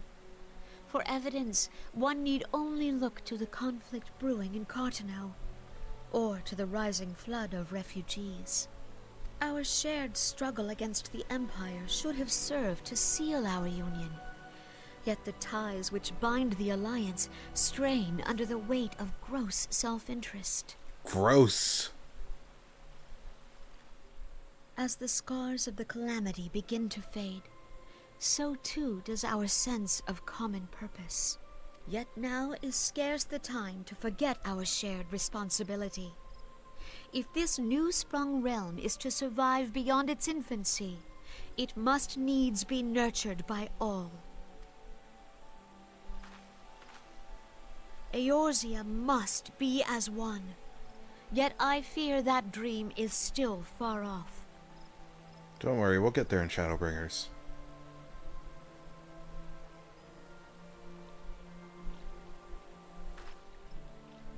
On behalf of the people of Gridania and the elementals both, I thank you for all that you and your fellow scions have done. So we get to punch the gods now in the new 24-man series. When do we get to punch the elementals? Full there's oft no way. have I been compelled to look to you for aid of late, and offered all too little in return. As leader of this nation, I shall endeavor to prove a more worthy ally to your cause henceforth.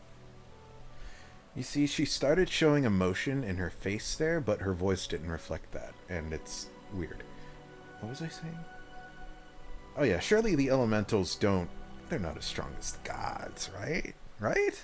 What even are they? Something. Ghosts. They're fucking ghosts. Piss off, ghosts. Lord Ramu has departed, yet the keening of this ill wind grows no less insistent.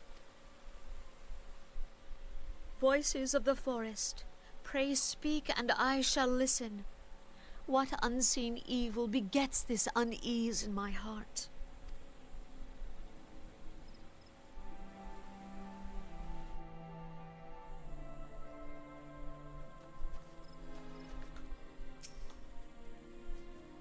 Thus ends another daunting mission, Eorzea?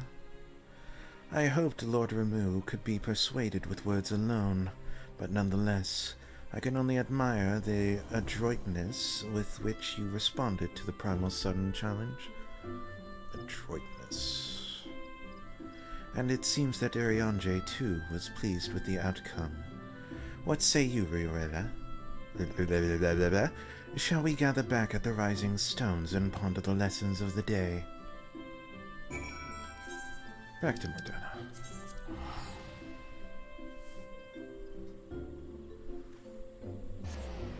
Imagine we're coming to the end here soon.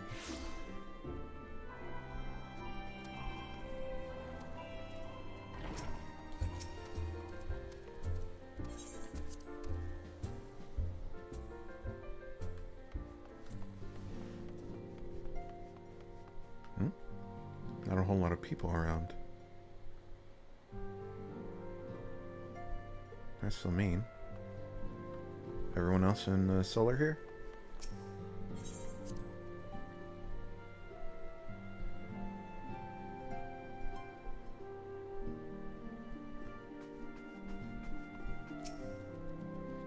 I was just randomly thinking about Una Kalhai and what's her name? Sylvia? I believe it's Sylvia. On the first.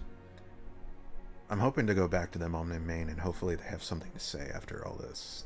After everything we've done with Zero and whatnot. But that's sorry, distraction.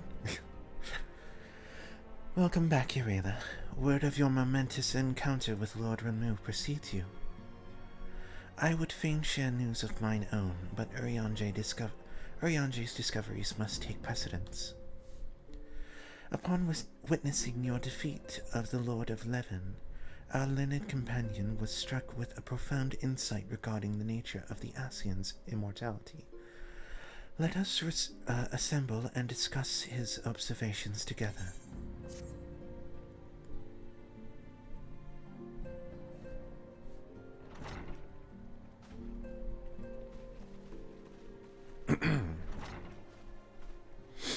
If everyone is ready, let us begin. Eorzea, the floor is yours. At least they pronounce his name right.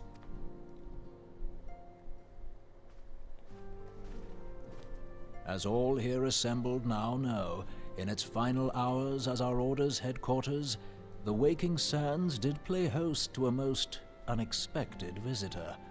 I speak of the Ascian clad in white, Elidibus. Unwelcome though his presence was, his words that day did serve to confirm a truth long suspected, that the Ascians are eternal beings, to whom physical destruction is as a temporary inconvenience. In the intervening time, Eorzea and I have striven to discover a means by which the Ascians might more permanently be slain.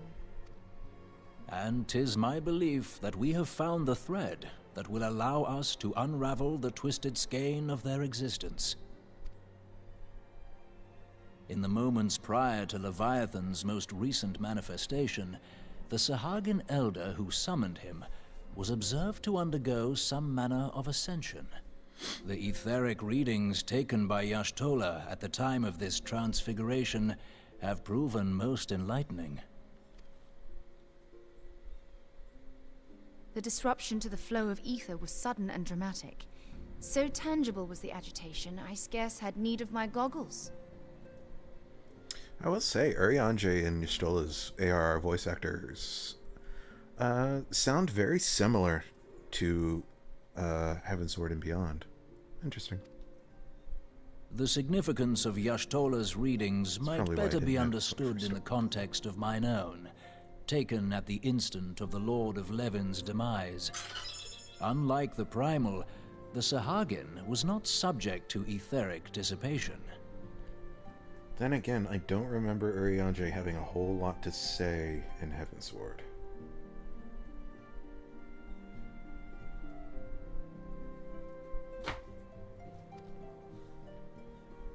Before discussing our new discoveries, it may benefit us all to recall what we know of etheric behavior.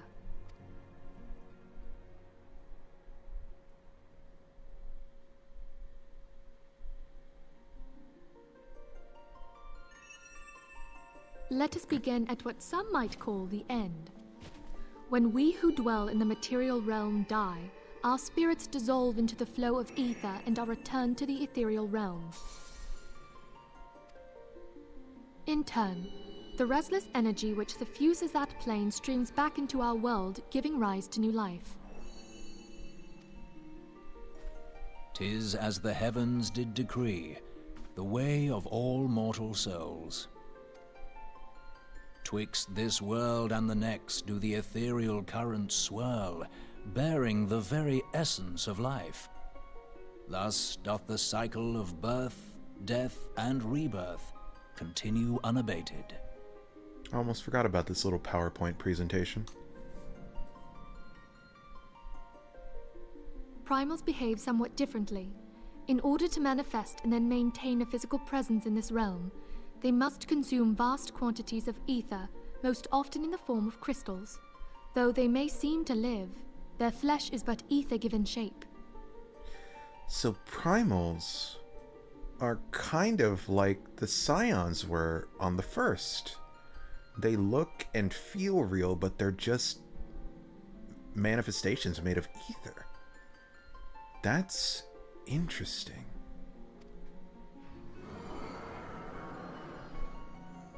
Thus, a defeated primal leaves behind no broken corpse. Rather, the essence of its form seeps back into the land whence it came, and the energy of its shattered spirit is called back to the ethereal realm.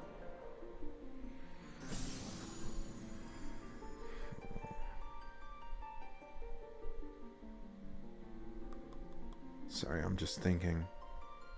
What is the origin? What is the origin of that spirit, then? And there it waiteth, till next the prayers of the faithful do draw it forth from the sea of ether, to take their offering of crystals and make for itself a new body.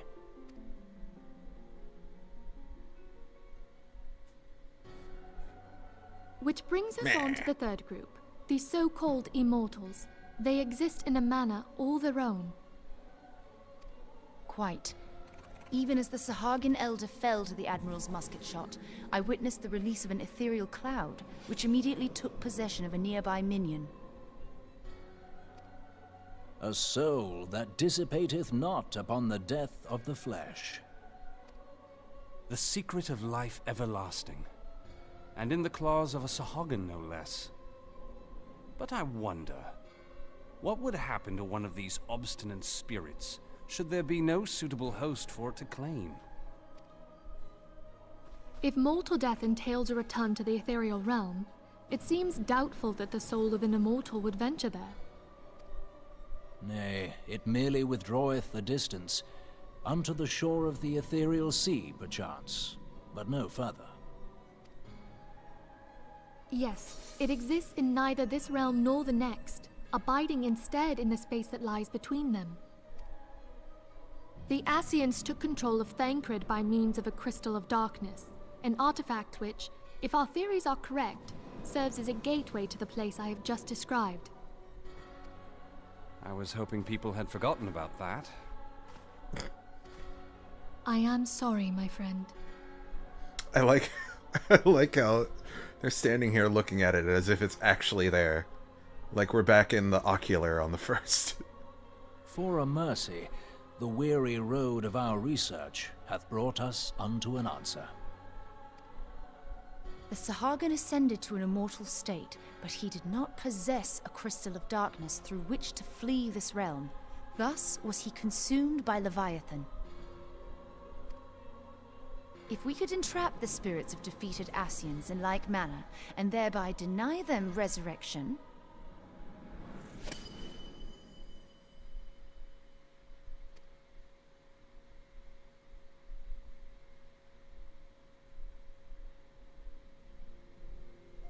Therein lieth the path to victory.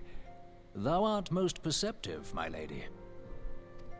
Only when we have trapped the bodiless soul within an ethereal prison can we hope to defeat its unnatural constancy.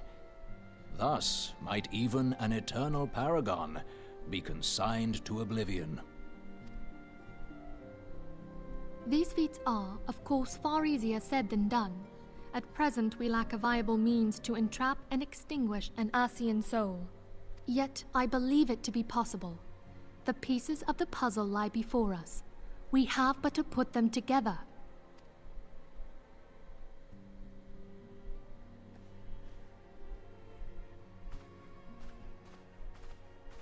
I will depart at once to convene with the sages of Sharlayan. Together shall we divine the steps by which our goals may be achieved. I have the utmost faith in you, Archon.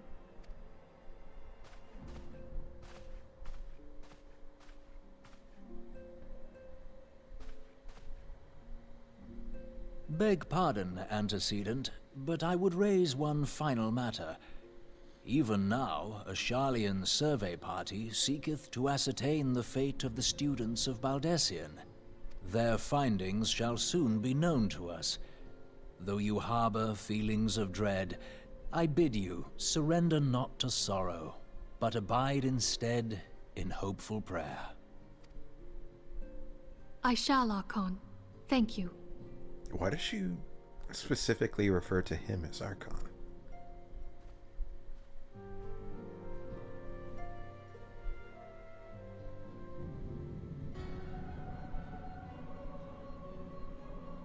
So, like, does this place exist? Is it a real place we can go to sometime? Or is this some theater of the mind bullshit? It was around this point that I was like, oh my god, they're literally Organization 13. The Lord of Levin is returned to the ether, as was Leviathan before him. Ramuh's acquiescence was most intriguing. Intriguing! Amorlarth. Okay, so there's... These dudes are still out there, right? So, like, okay. Laha Brea, Iggy were taken out in Heaven's Ward. Nabrialis is taken out very soon. That's 3. Then, of course, Emmet, Elidibus were taken out as well. Then Fandaniel. Mitron. During the Eden quest line. And... fuck, which one was Gaia? Which one was she? Which one was she? Well, she was one of them. And then I think it was implied that Gaius and his party took out 2 or 3?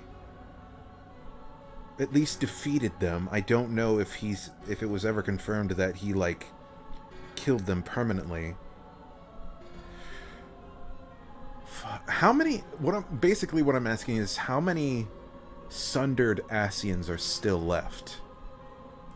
We've taken care of a few, but there's still more out there, right?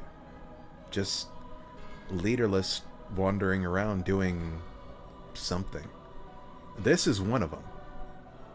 I don't think we've ever encountered Emeroloth,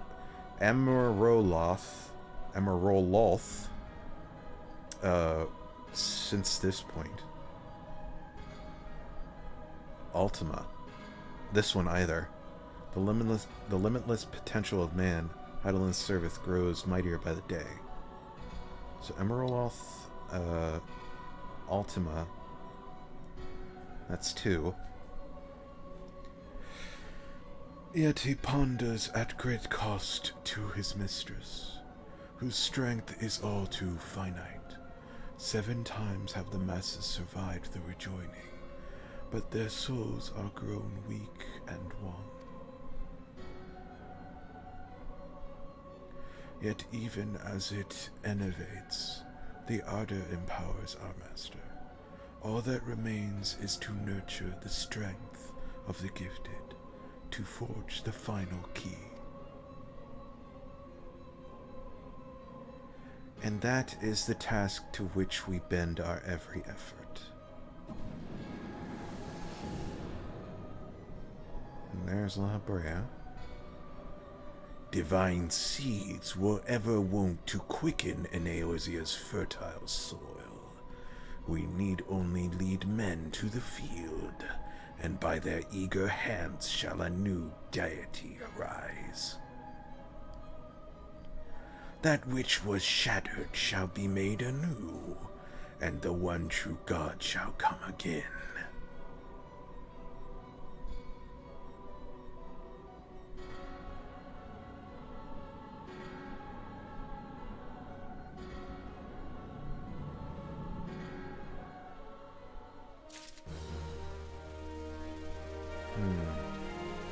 I wonder if, like, in the Encyclopedia Eorzea somewhere it lists all the names of the Ascians. I mean, aren't the Ascians named after something from Tactics, right? That's where all the names come from. So hypothetically speaking, we should already know all the names. I'm very curious to see if the remaining Ascians pop up somewhere eventually. And what they would do now. Guardian of Eorzea.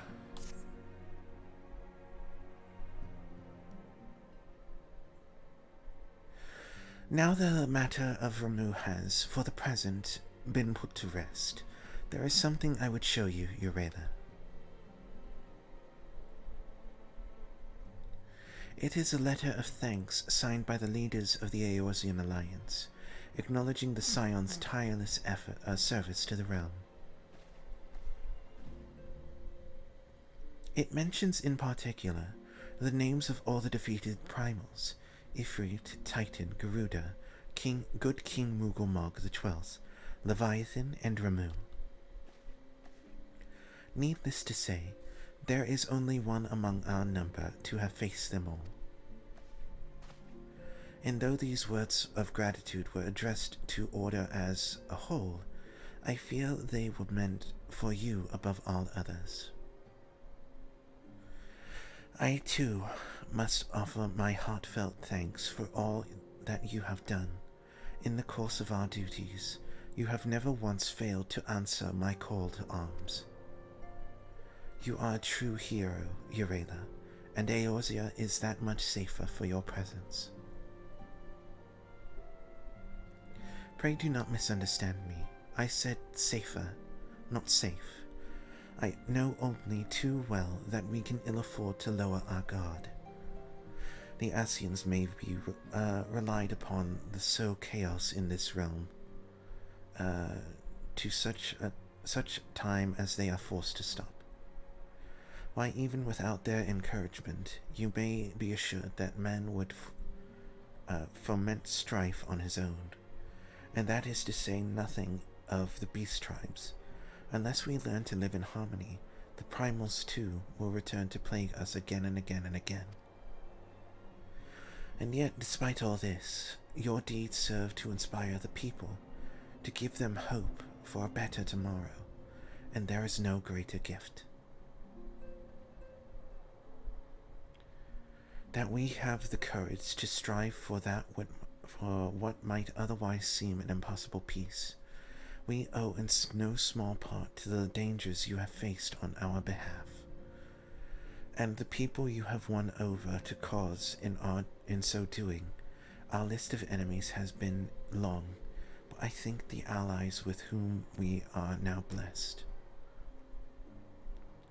Of the sylphs of Little Solace, who wish not for conflict.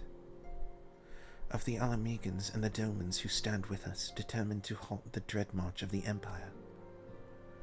And then there is Sid and the Fellowship of Noah, racing to unlock the mysteries of the ancient Alec, that we might be spared the horror of another Ultima weapon. There's no way that this line was in the original A Realm Reborn. That's good to know. Of course, we speak of our greatest allies. We must not forget those closest to us, by which I mean our fellow scions. Thanks to their many and varied talents, our order is uniquely equipped to combat the far-reaching corruption of the Ascians, and combat it we shall. Your enthusiasm is truly heartwarming, Antecedent. Given our embarrassing wealth of allies, I trust it will not inconvenience you unduly if I absent myself for the time. Where are you going? I don't remember this. Alphino, I take it the troubles of Ul'dah no longer require your attention. There are yet some ramblings of discontent, but the air of simmering violence is largely dissipated. 'Tis to report such that I stand before you now. That, and to speak with you concerning the new organization we discussed. I have a message for you from Ayla. You recall the refugee girl, the one whose parents were missing. They were found unharmed. She wished me to pass on her thanks to you. My Alphino, am I to understand that you made the effort to remember the poor girl's name? I look forward to reading all about her in your report. I do hope you left nothing out.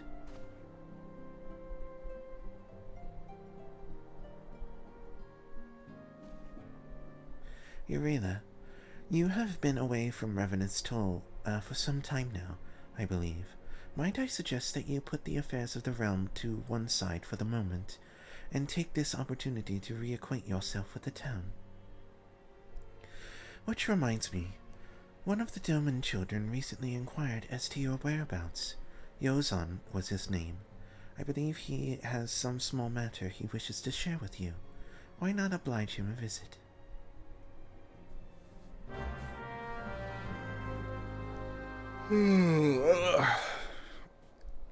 Exhausting speaking for so long.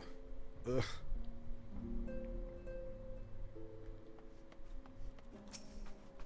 Alright, speak with Yozan.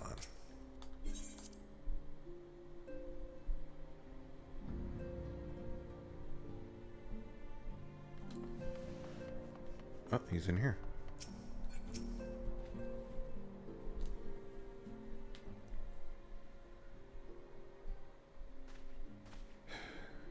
Look, it's Master Eorzea.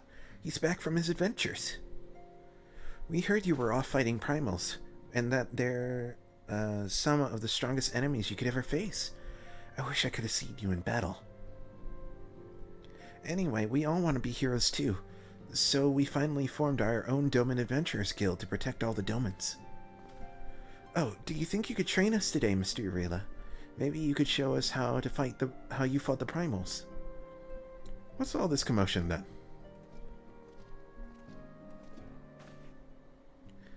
Mr. Boulder and Mr. Coultonay.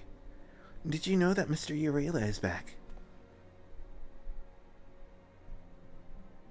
So it would seem. Welcome home, Eorzea.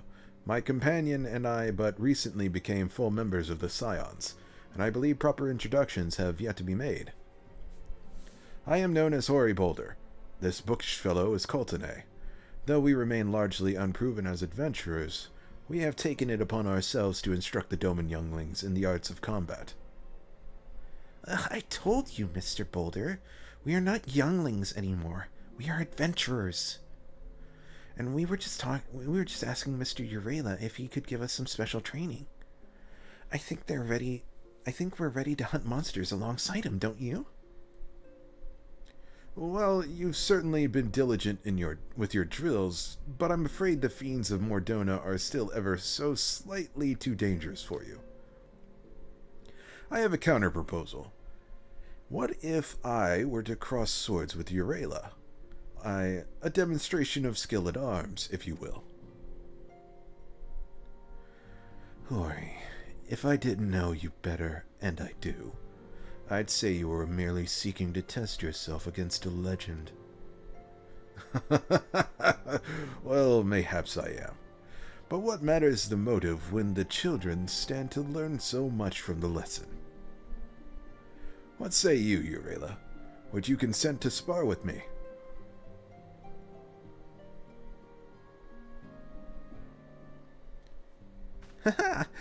We're to have a tournament. Come on, everyone. We must prepare our gear for our outing. For an outing. Blah. Talking's hard.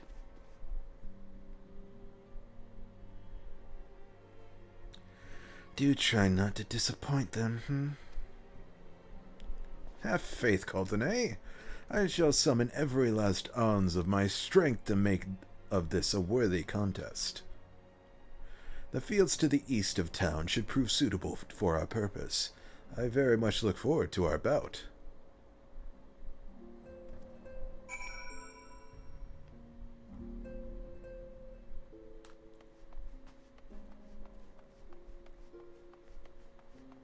To the east, to the east.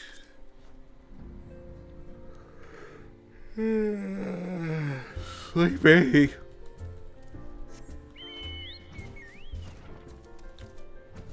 They call me the eternal sleeper. Always tired be I. R. Don't know why I decided to do a pirate voice for this bit. Alright, Ori. 'Twas good of you to agree to this, Eorzea. I trust you are ready to begin.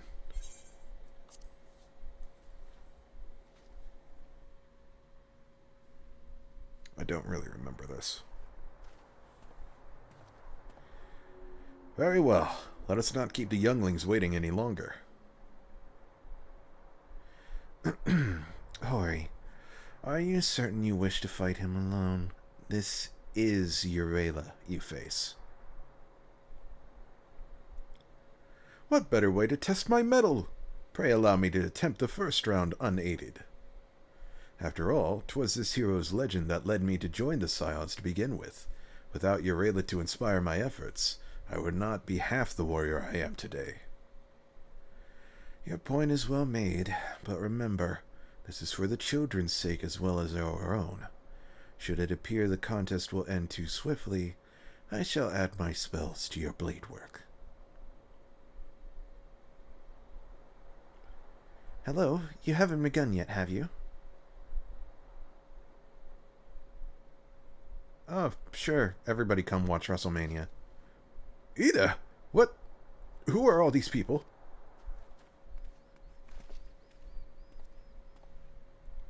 When I heard about your sparring match, I told everyone I could find. Thought you could use a crowd to cheer you on. Yes, and there are still more to come. When I mentioned Eorzea's name, the reaction was quite enthusiastic. Why, my own popularity seems to be but a sickly shade in comparison. You'd best claim victory, bringer of light. Your burgeoning reputation is at stake. Well, our teacher won't be beaten so easily. He's a master swordsman. You can win, Mr. Boulder. We shall soon see. On your guard.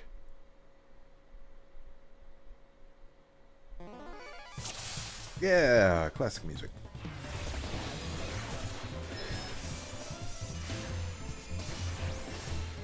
Oh. Well. Such power. The tails barely do you justice. Mr. Boulder won't lose, will he? It's not over yet. It can't be. Aye, the children have the right of it. 'Tis time I joined the fray. On your feet, Ori.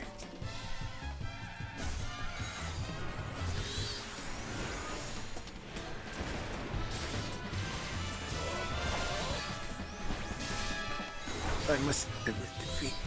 'Twas an honor and a privilege. Oh shit, he faded away. Oh no, he looks hurt. Mr. Eorzea is so strong. But you can't give up, Mr. Boulder. Can't disappoint the young ones. Rah! Never have I faced such strength. But the lesson must continue. Just your example I follow. Surrender not to bow.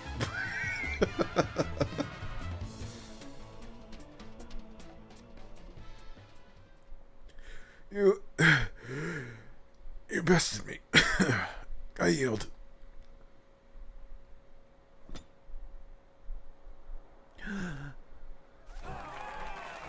That was incredible! He beat them both at the same time. We knew you couldn't lose, Eorzea. None can defeat the Guardian of Eorzea. Now I see why they send you to deal with the primals. I've much work to do if I'm ever to attempt the same.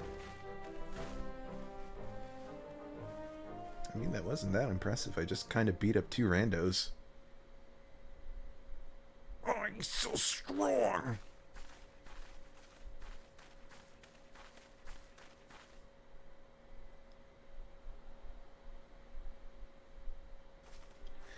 Impressive as always, Eorzea. 'Tis ever a pleasure to watch you, to witness the spectacle of your martial prowess. And judging by the smiles on these many faces, they too appreciate the hard-won strength that keeps the perils of the realm at bay. Slipping into Colin Ryan. Guardian of Eorzea. Yes, that is a most fitting title.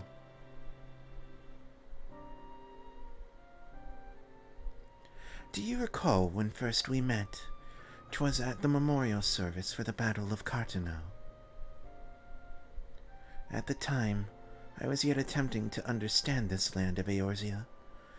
I sought to grasp the reason why Grandfather willingly sacrificed himself to protect it. I shall speak plainly. My initial impressions were less than favorable. Dire problems abounded, and yet the effort I saw expanded towards their solution was haphazard and half-hearted. I thought Eorzeans a foolish and childish people. Considering the shambles their home was in, I would not have been surprised if some had chosen to swear allegiance to Gaius and the order he proposed to enforce. The Legatus' single-minded military invasion precluded any such switching of loyalties, of course. Were it not for a dire desire to continue Grandfather's legacy, I would have abandoned the realm to its fate long ago. The threats were too many. The nation's too self-involved and unstable.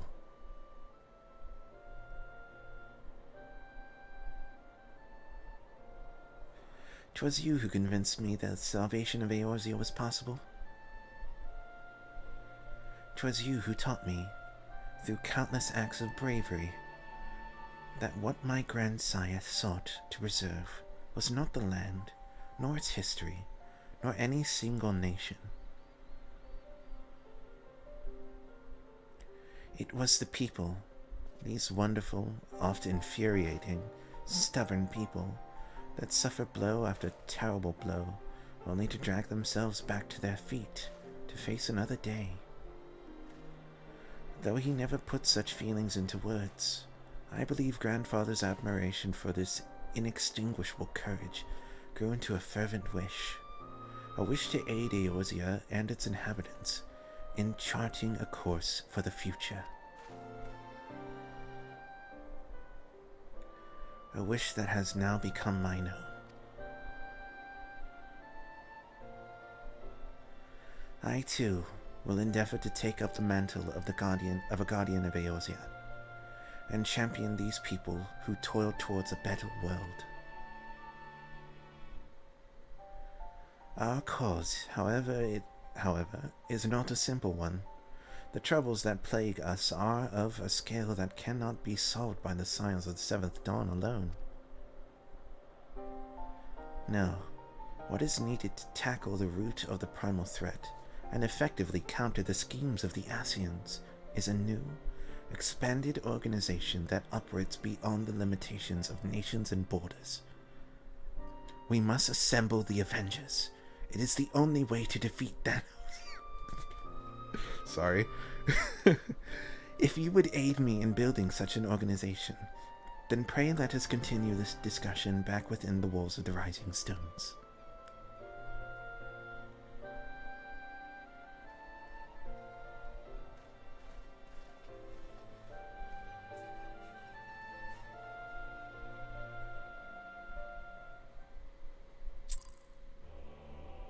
Yay.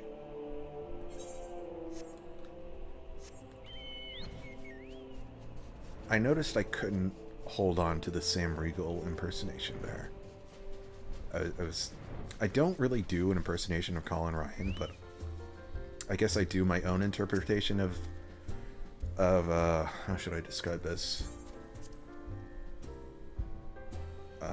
Post-character development Alphino.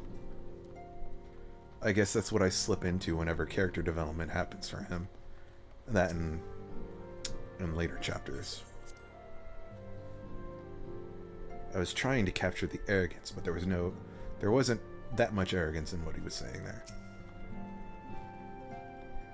Thank you for coming, Eorzea.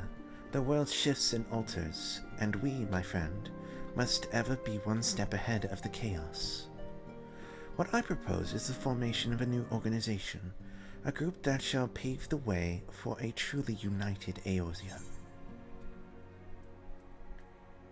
Oh boy, they couldn't even offer me money here. Damn. Recruiting the realm. Just gonna make sure this is definitely where we call it an end, right? I didn't actually... I mean, it makes sense.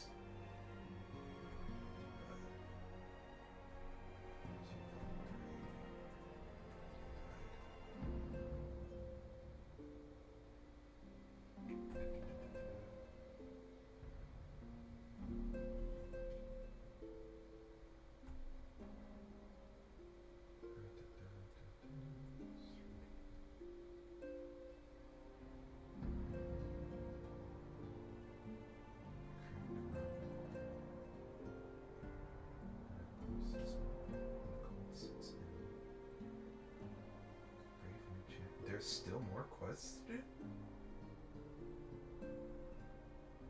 Oh, damn. Well, I guess we're gonna keep going. That is so rare that the name of the patch isn't the final quest. Huh.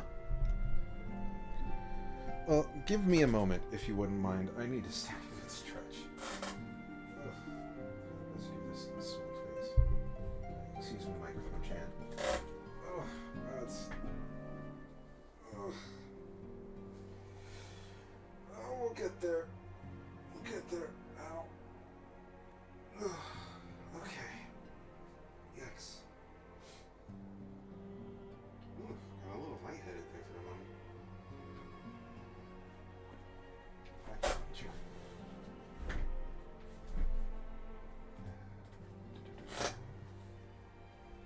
Alright, so the final quest in patch 2.3 is called Brave New Companions.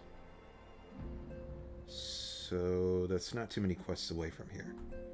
Maybe we will form the Crystal Braves in this patch. Alright, Alpha now. Recruiting the realm.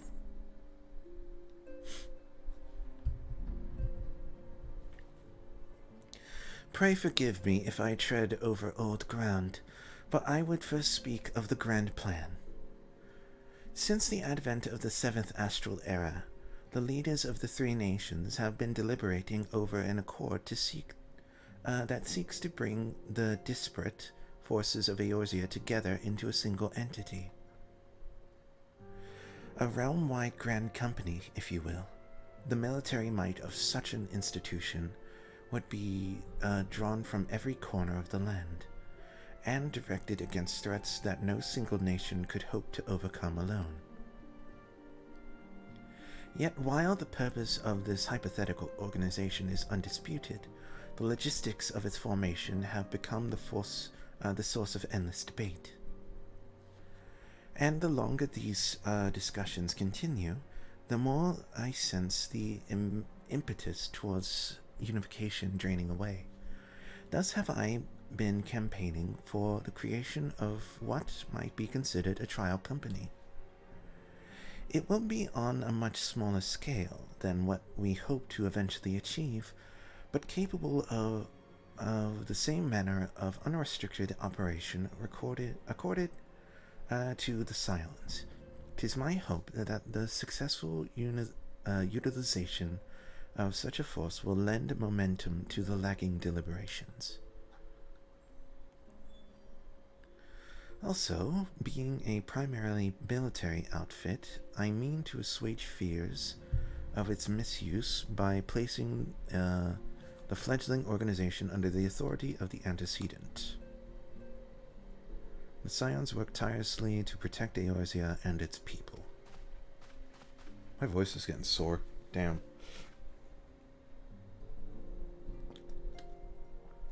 Ugh.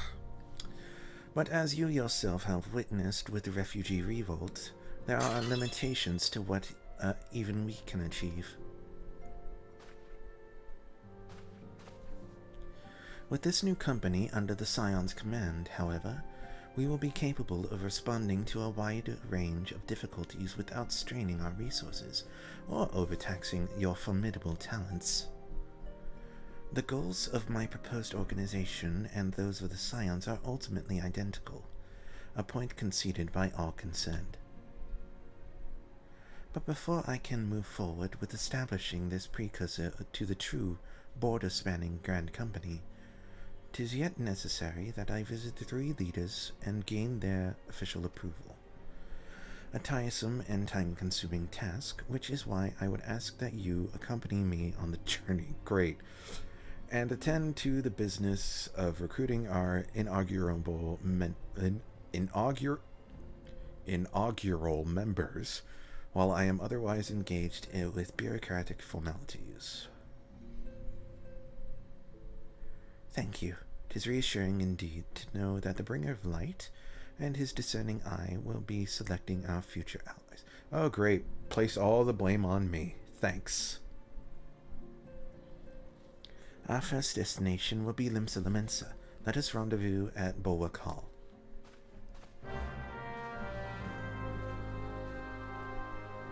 This really feels like it could have been pushed off to the next patch.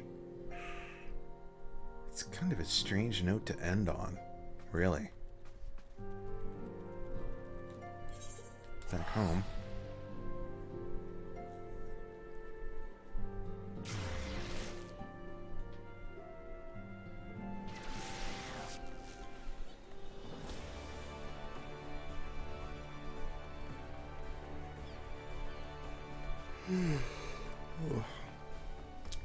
My ability to do voices is diminishing. Ah, there you are. I am ready to ascend to the bridge and speak with the Admiral her name. While the Admiral and I are finalizing permissionary boundaries and signing parchments, I would have you begin the recruitment process in earnest. I have, of course, endeavored to spread the word of our organization through various channels, but I believe a personal approach will reach many who may otherwise remain ignorant of the opportunity. As for potential members, 'tis of no matter should they already be pledged to other institutions, only that they are willing to lend their strength when the situation demands it. And you needn't range into the countryside. The upper decks alone are populated with sufficient candidates to suit our purposes. Once you are satisfied with your recruiting... fuck. Damn my twitchy thumb. Go talk to people. Bring them back to the Rising Stones. Especially that Ilbert fellow. God, we are gonna meet Ilbert this patch. Fuck. I could have just walked upstairs. I didn't walk upstairs. Damn it. Damn you, muscle memory!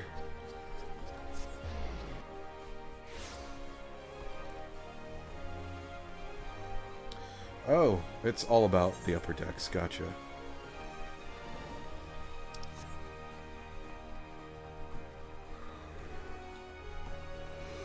Oh.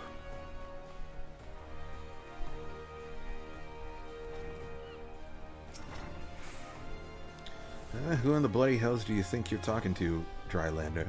I'm a pirate, not some sodden knight in shining armor. If you're looking for a self-righteous fob, try looking on that dandy Carvalane store.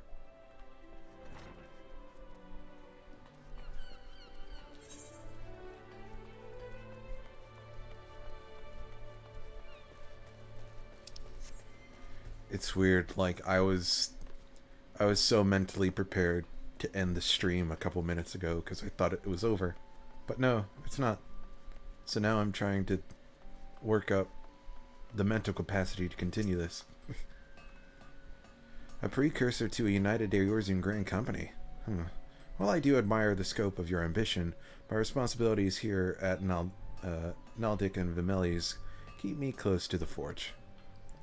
I have not the time to be tripsing hither and yon across the realm. Should you require my skills as an armorer, however, I might be willing to accept some special commissions.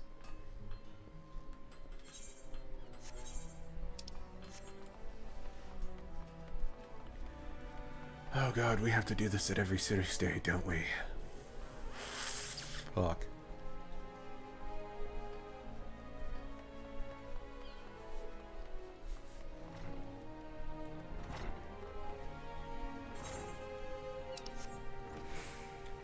They really did put them at, like, the furthest reaches away from each other, didn't they? Damn. Shorten the Sylph quest, but not this one. Gotcha. I see ya. I seed ya, bruv. Good looking out.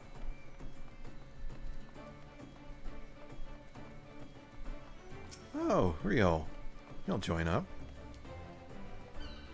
Well, if it ain't Eorzea, I'd not forget the venturer brave enough, or daft enough, to seek the shortcut into Titan's bedchamber.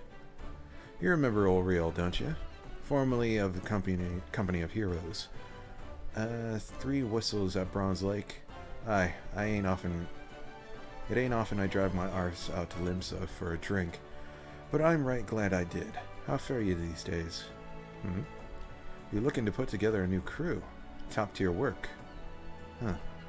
Sounds like the right lark it does. Alright, lad, count me in. The heroes may have gone their separate ways, but I ain't ready to climb into the grave just yet.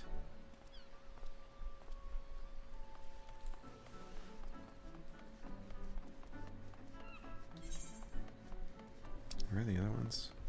They're all the way down there. To the Aetherite Shard. Ba-na-na-na-na.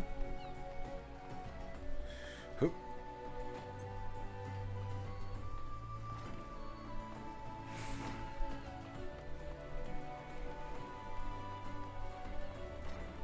Note to self. Make sure to read what the final quest in each patch is from now on, so that I procure enough mental capacity to do so. I feel like I'm running on fumes right now.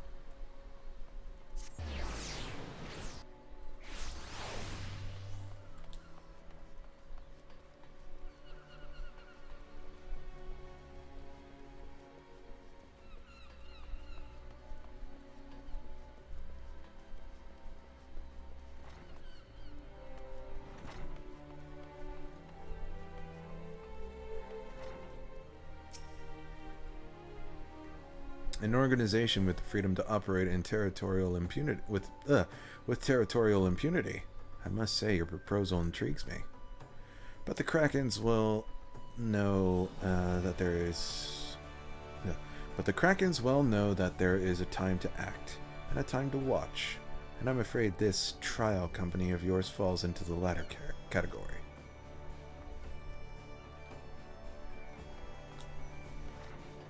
He's a random NPC that's just pops up all over the place for some reason. Pretty sure he took us to Kugane. I think he shows up in some job-related quests as well. Master Alphina's new organization. Yes, I heard of the formation of his trial company. Was in the offing. It is with regret, however, that I must decline your invitation.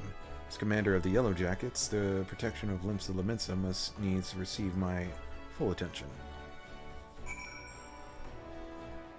Airship.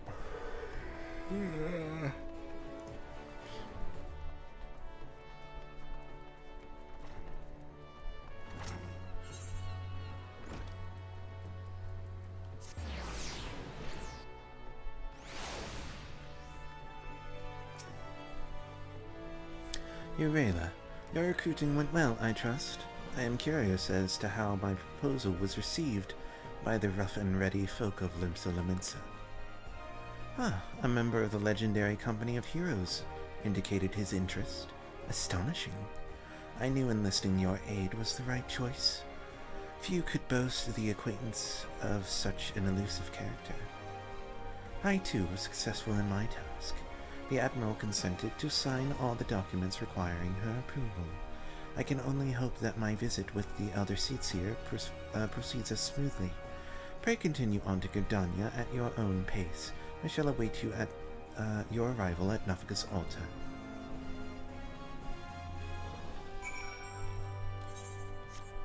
Is it cheaper just to go there this way?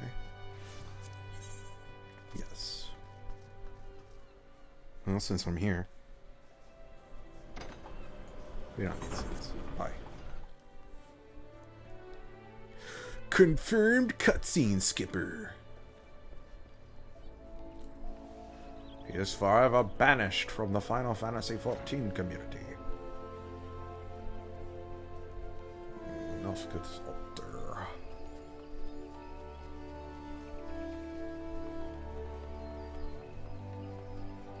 Excuse me, pardon me, excuse me.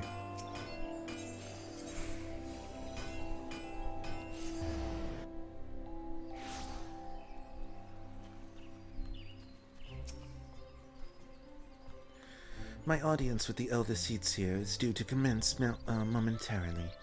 I would be grateful if you would once more see to the task of recruitment here in Gridania. After you deem the well of potential candidates has run dry, let us rendezvous at the airship ticket counter as before.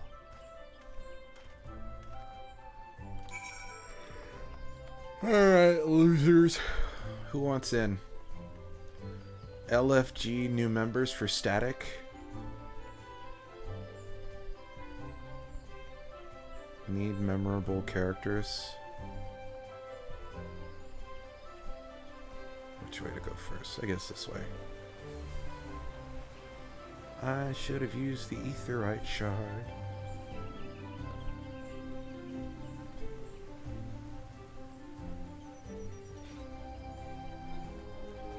Motherfucker. Oh God, can it truly be you? By what fickle fortune must the first face I see upon my releases be yours? Could it be you don't remember me? I remember. It is I, Laurentius, the man whose crimes you exposed. I was a whaler and a regular patron at Buskerns. Yes, I remember. Who? Oh God. Just out of disrespect. Laurentius! I was selling maps and supplies to the Garleans before you and those red-belly poachers mopped the force floor with my erstwhile employers.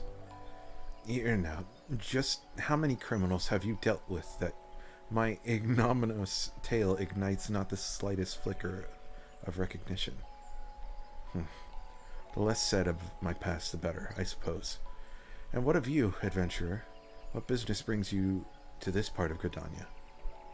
Recruiting, eh?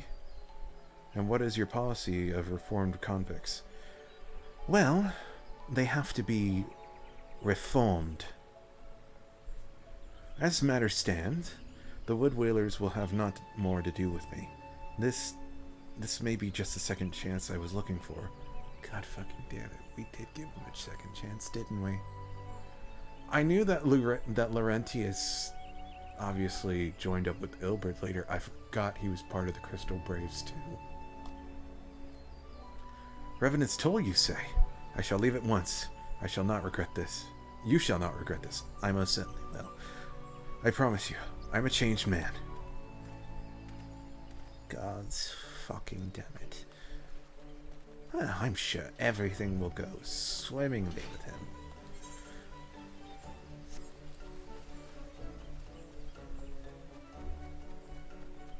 Shut up, future Eorzea. You're spoiling it. Stupid, sexy future Eorzea. Hello, sister. Goodbye, sister. Oh, wait, there's someone in there. Fuck. Hello, sister. Hell yeah. I remember you. Grandfather, you must call it a day. Let us return to the guild and rest ere your tormented back gives up on you for good. I'm terribly sorry. We were just... Oh, Eorzea, isn't it? It has been some time since our paths crossed outside the Copperbell Mines. Why, you were barely more than a novice adventurer then. But look at how far you've come. Mother Mione tells me 'twas you who felled the fearsome Black Wolf. And now you seek stout-hearted souls to fill the ranks of a new order. Well, your cause is undoubtedly just, and my old companion here would be much relieved to see me in good hands. Doesn't he join up as well? He looks super familiar. Yes, I'll do it. This is the very thing I've spent my entire adventuring career working towards. I shall join your company just as soon as I've seen Isildur. There's no way you pronounce that Isildur. Is it? How do you pronounce Isildur? Anyway, safely home. Isildur! Cast it into the fire!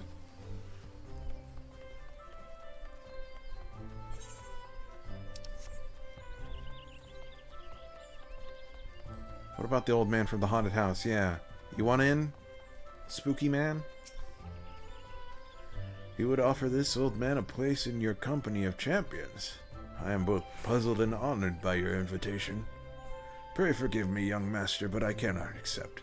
I have sworn to abide here for whatever scant years remain to me, and bear responsibility for the evils my lady has wrought upon this land.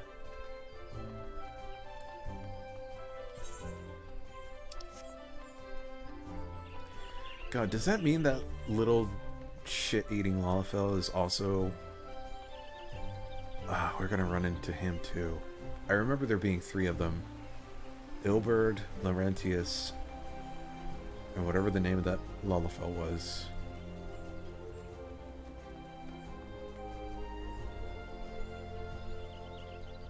Cane... Saiyan gold. Sure. Huh? It's not often a guild officer such as myself gets recruited, and this company of yours certainly sounds to have some promise, but its duties appear less than focused. I must refuse your invitation until such a time as your organization is more organized.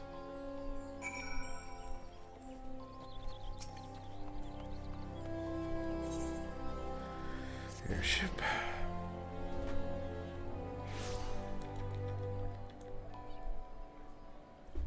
Ah, gods. What news, Eorzea? For my part, the elder Seetsium was most amenable to our requirements. A former wood whaler and a seasoned adventurer, our company will not lack for variety. That much is certain. An interesting harvest indeed. Shall we strike into Uldal whilst the iron is hot? Let us meet at the Royal Promenade and endeavor to conclude our remaining business. Our journey draws to a close. I remember having to recruit around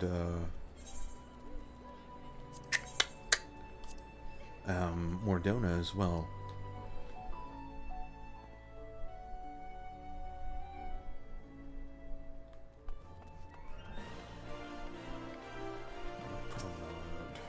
Do you guys say promenade or promenade? Promenade sounds like a delicious drink.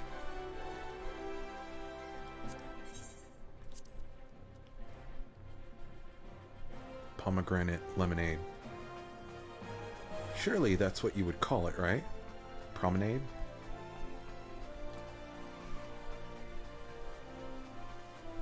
Excuse me.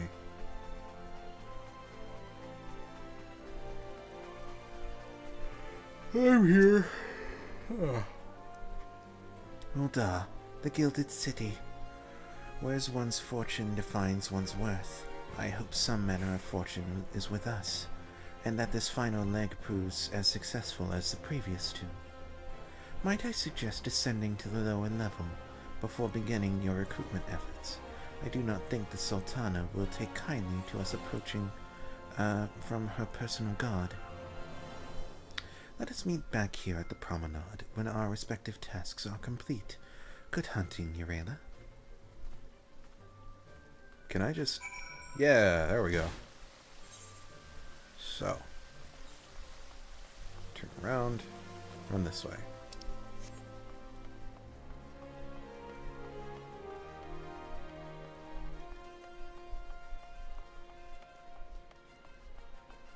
Wheel Red. I remember you.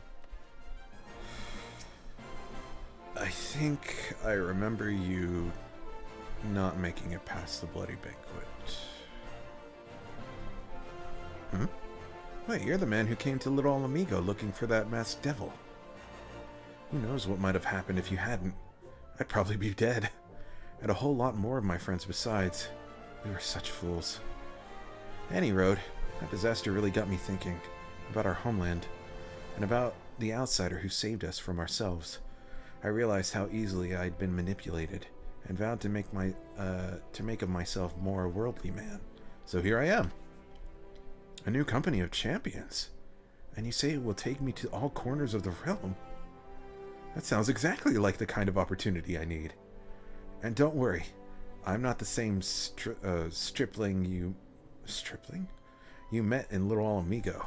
I prepared myself to fight the evil I now know is out there.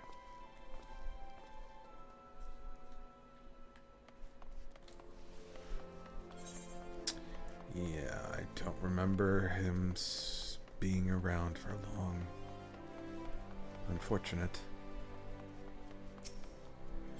In fact, I think I remember he's the guy who dies at Earth's Fount. Or is found dead at Earth's Fount. Damn. That's such a nice guy.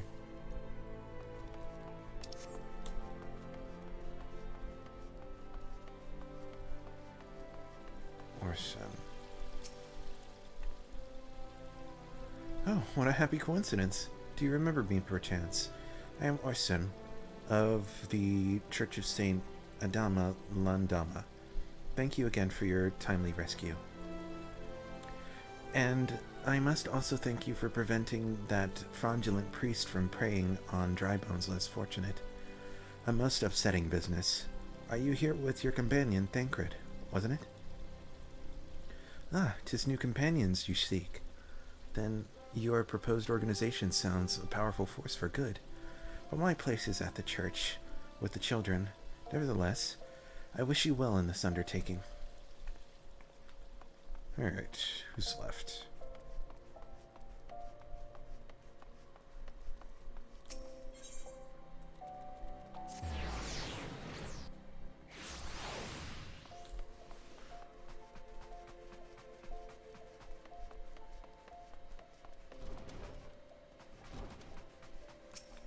We need new clothes. You're in. I'm sorry, you wish to recruit me? Is this some new fashioned manner of propositioning a lady? Well, I'm afraid you're wasting your time. This lady is already spoken for. Good day to you, sir. Well, damn. You didn't have to do it like that.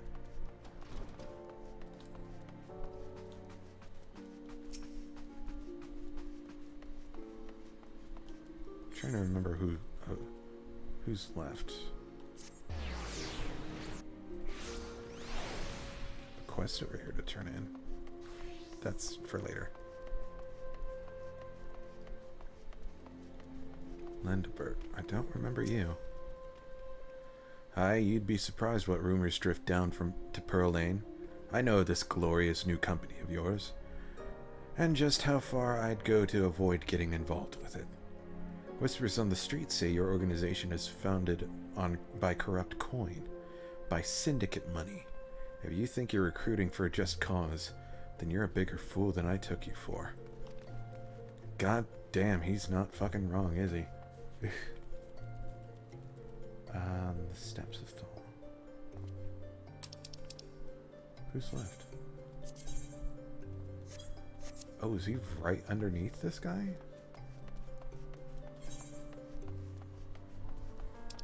Or do I have to talk to him first? Da-da-da-da.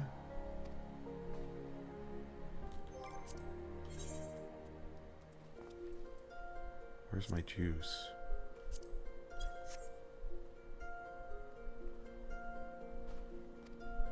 Am I in the right place? Yeah, I gotta talk to this guy, so I guess I gotta complete this quest.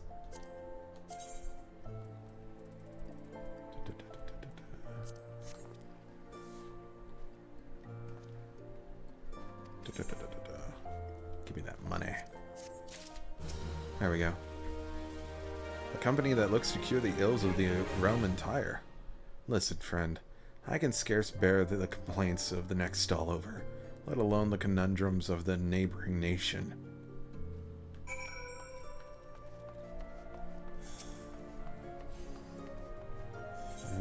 Promenade.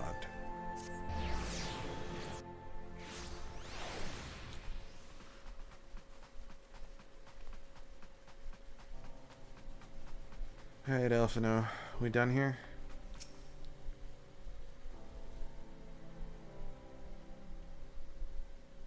How fared you, Eorzea? What hidden gems did the streets of Uldar offer up to your unrelenting gaze? A single Alamegan youth. Well, you've certainly given us an admirable start, even if our ranks are yet somewhat thin. In these troubled years following the calamity, talk of Eorzea's salvation must seem akin to grasping at clouds. How does the saying go? The glory of the heavens was ever beyond the reach for those who did not think to reach for it. But there are those who have risen to the challenge, nonetheless, and the hope that inspires these people was born in no small part from the victories you yourself have won. Thank you, Eorzea. I will not squander the precious gift you have placed into my keeping. These recruits will become the foundation of a new beginning. And yes, we are free to begin. As you have no doubt surmised, The Sultana also graced my trial company with her blessings. Our first wave of recruitment is over, the documents signed, and the finances secure. There is naught to prevent me from taking the next step. You are concerned by the Syndicate's involvement, as was I. Thus was the origin of every coin of their contribution carefully scrutinized and recorded.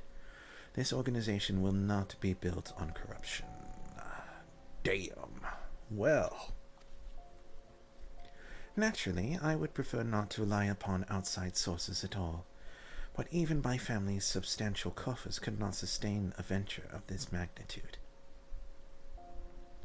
And as for the rumors and doubts surrounding this enterprise, well, such things shall plague us until the company has had a chance to prove its worth. It will not be an easy process, but we will earn people's trust one success at a time. Speaking of time, we should waste no more of it. Let us return to the Rising Stones and lay the first stone of the united Eorzea. I'm discovering that if I do Alphino's voice for longer than 2 hours, or I guess any voice longer than 2 hours, I will be able to cease. I will be unable to slip back into it, it seems.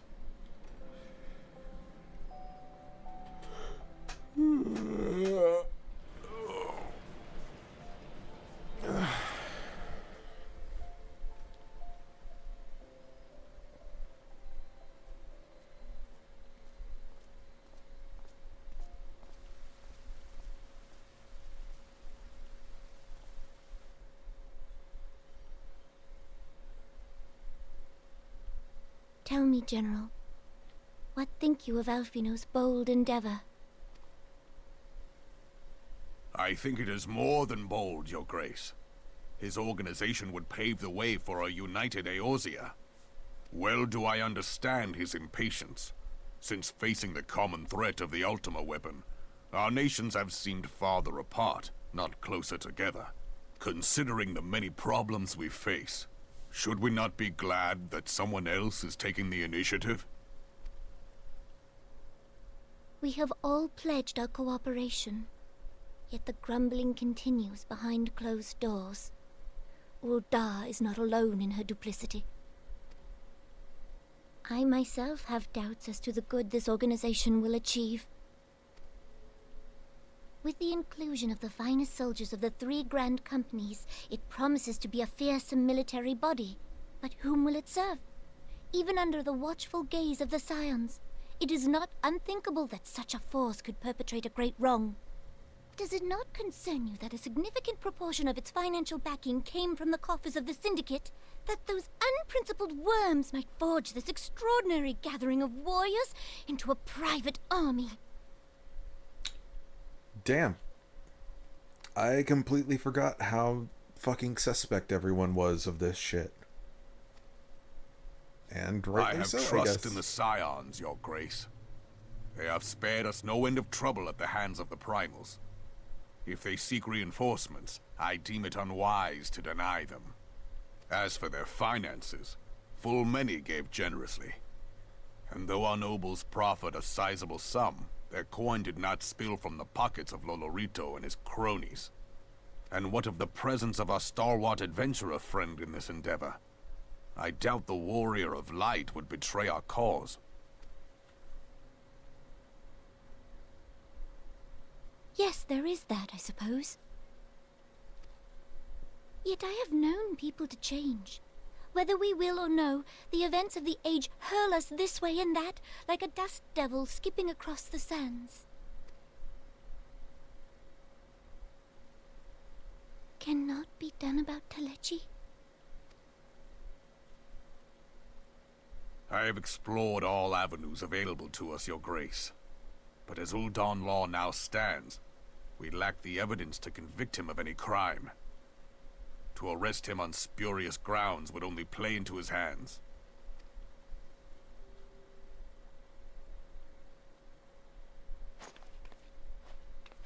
He has all but committed treason, and yet we can do nothing?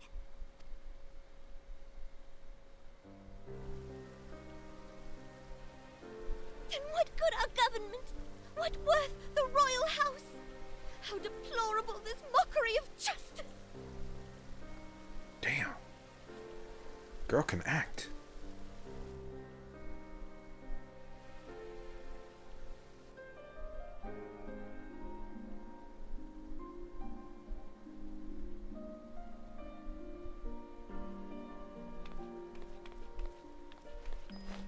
Oh.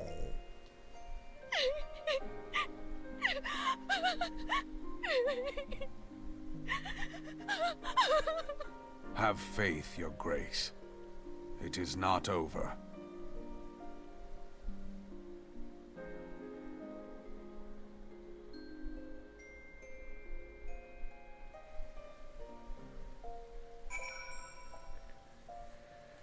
Back to the rising stones. This is a long fucking patch. We're almost at 3 hours. This is more akin to what we get nowadays.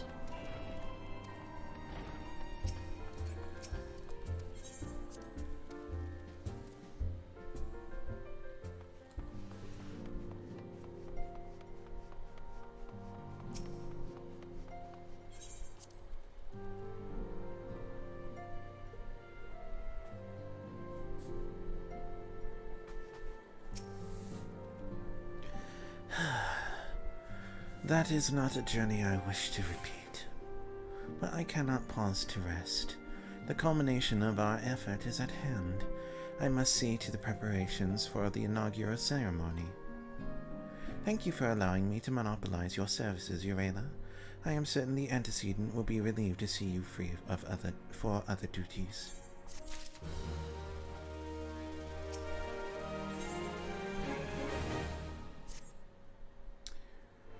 Greetings, Eorzea. Alphanote tells me all is in place to begin his trial. Company. The Scions shall certainly be grateful to have support of such an organization. The inaugural ceremony is set to take place here at the Rising Stones. Tataru is cooperating with Alphanote to see that all is in readiness. So I'm afraid the recruits themselves have been left to their own devices for the time being.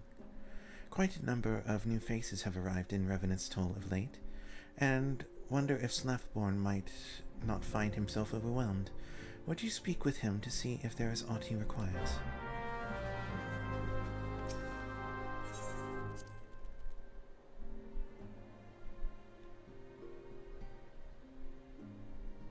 This talk of heretical harassment. When I think heretics, I think our girl Eorzea. That's how she's introduced. We don't meet her in this patch, do we? What other form of heresy are we talking about here?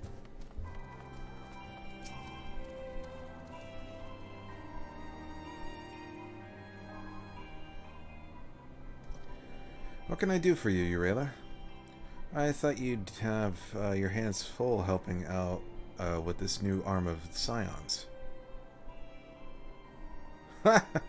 I barely noticed your recruits arrive. 'Twas barely a trickle compared to the flood of treasure hunters we have passed through every day.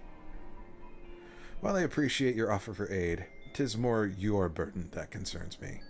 I'm told this trial company will answer directly to the antecedent, so I trust that means less work for you in the long run. Slethborn, the shipment, we couldn't...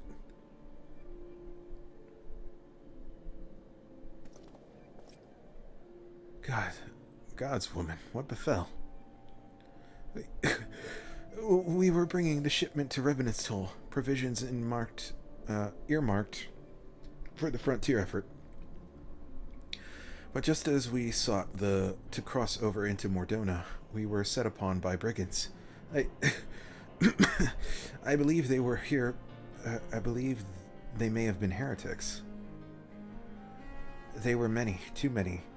We only escaped with our lives by abandoning the supplies. Pray forgive us. There's not to forgive. Provisions can be replaced, but smart soldiers are hard to find. Take your rest, and I'll have someone along to tend to those wounds. What to do? If heretics are involved, and this is like to be more than a case of simple thievery. Ishgard will need to be informed. Whence did these supplies originate? House Fortome. We collected the provisions from Camp Dragonhead proper. Understood. I shall see that they are apprised of this development. Eorzea, were you not on good terms with the Knights of House Fortome? I will be sending them a missive immediately, of course, but I would also have you travel there and offer you your considerable talents. Yes! Send me back! Yes, I realize I contradict my earlier hopes to lighten your load, but I need someone who can help bring this incident to a satisfactory conclusion. Our favorable relations with Ishgard are far too important to risk half measures. Thank you for your understanding. I am certain Lord Harshafant will be glad of your assistance.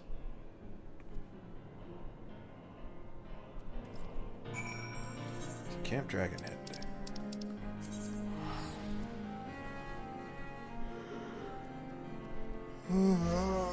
God damn.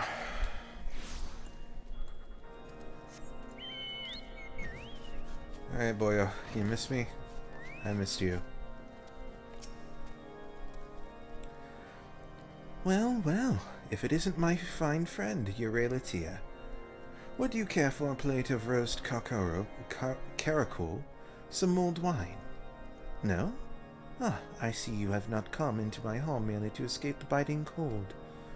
I was, in fact, on the verge of opening an urgent missive from Revenant's Toll, and I suspect the timing of your arrival is no coincidence. Cold sets. What? I need to remind myself of the final mission here. Okay, the final mission is after this one. When the cold sets in. Man, we go all over the fucking place for this patch. The incident with the New Frontier hands? No, you need not elaborate. I have been following their progress with no small amount of interest. Is this the first time he gets voiced? And if I'm not mistaken, this is the same as his Heavensward voice actor too, I believe.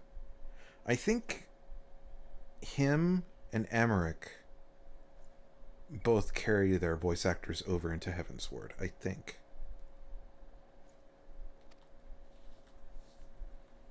Brave men and women all.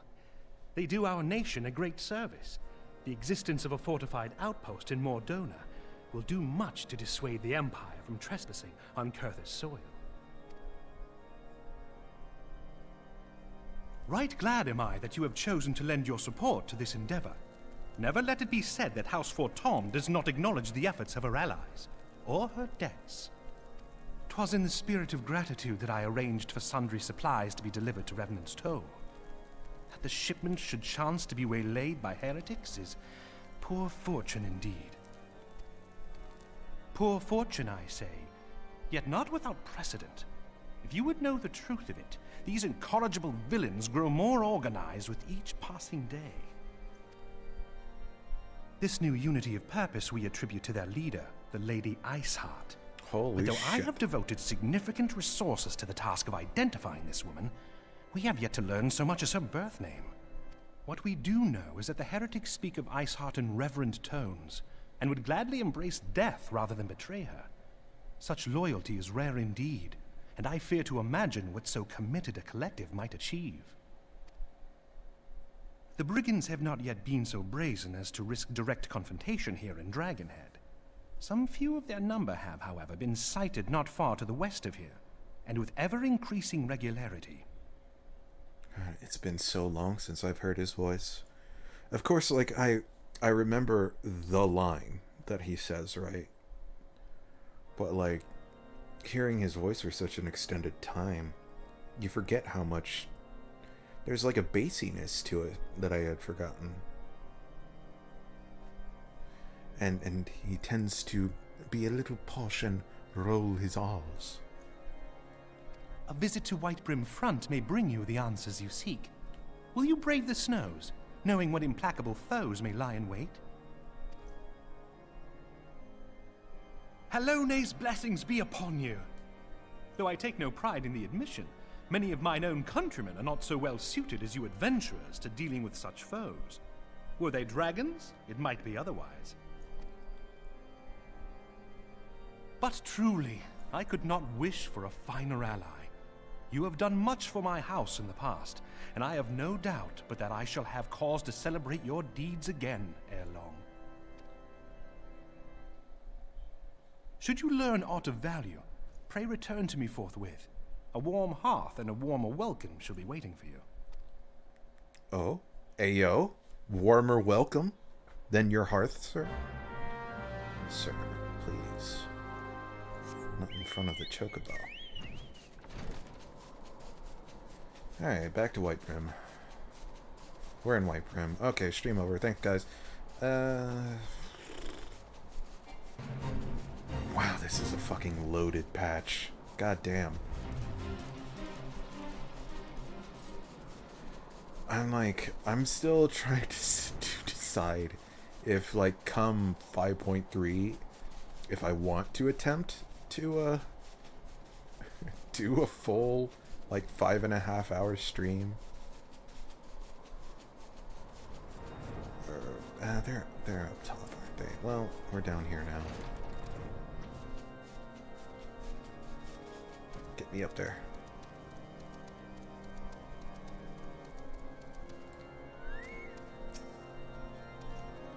Eorzea, is there aught you would ask of me? Pray speak plainly. I am a man of action and need no honeyed words. On the trail of a band of thieving heretics, you say? By the Fury. But you do seem destined to cross paths with those villains. I must confess, then, 'tis a sad truth that the wilds hereabouts have indeed grown thick with their number. They strike swiftly, without warning, and are canny enough to evade our most able trackers.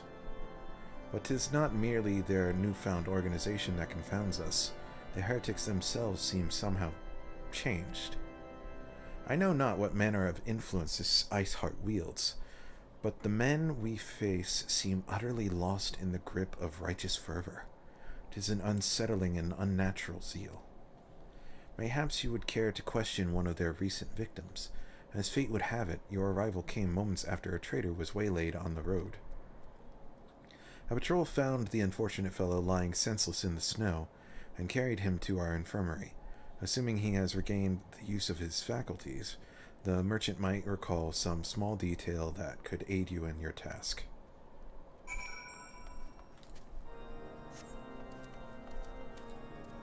Get on the bird.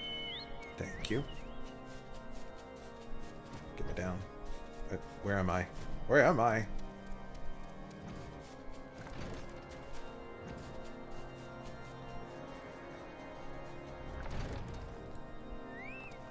Oh.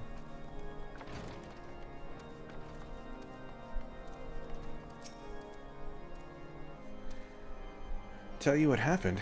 Why, yes, of course. I am quite recovered enough to do that for that. Anything to help catch those cowardly blackhearts. I was traveling my usual route to White Brim Front when a sudden blow sent me reeling. The next thing I knew, I was on the ground, and several heretics were rifling through my cargo. Arms, armor, crystals. They were taking everything. 'Twas then that one of them noticed my bleary gaze, and stalked over to better acquaint my head with his mace. Before darkness claimed me, however, I distinctly heard the words, "Return to Snowcloak." I dare say that is where they were hauling my goods, but you'll not catch me rushing off in pursuit. They tell me 'twas a miracle I survived it all, and not thrust my thick skull to save me a second time. Will not trust my thick skull to save me a second time. We're not going into White Brim. Into Snowcloak, are we? Surely. That's not what we're doing this patch. Snowcloak. If I get a fucking, like, dungeon unlocked, I'm gonna fucking lose it. Because I'm pretty certain that we go straight from... Yeah, no, that's next patch. Because I'm almost certain that you enter Snowcloak so that you can fight Shiva at the end.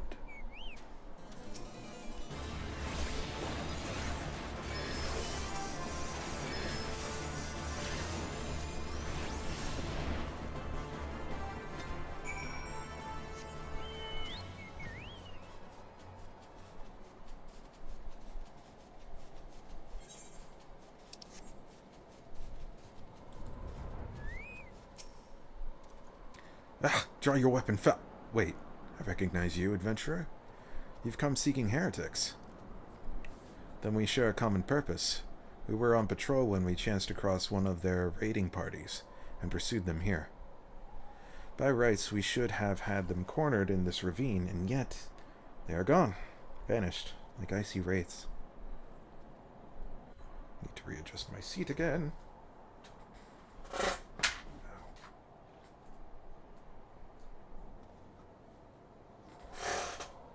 And there she is. She speaks.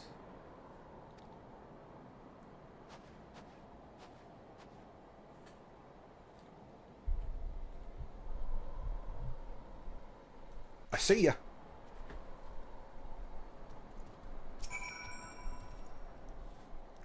You glimpsed a woman atop the cliff. Could it be Iceheart herself come to sneer at our folly? And to where did she disappear? The heretics must have discovered a passage through the frozen wall, some hidden tunnel that escaped our notice. We have not the men to risk further investigation. 'Twould be best we were to return to Whiteroom Front, and lay our suspicions before Lord Dromont.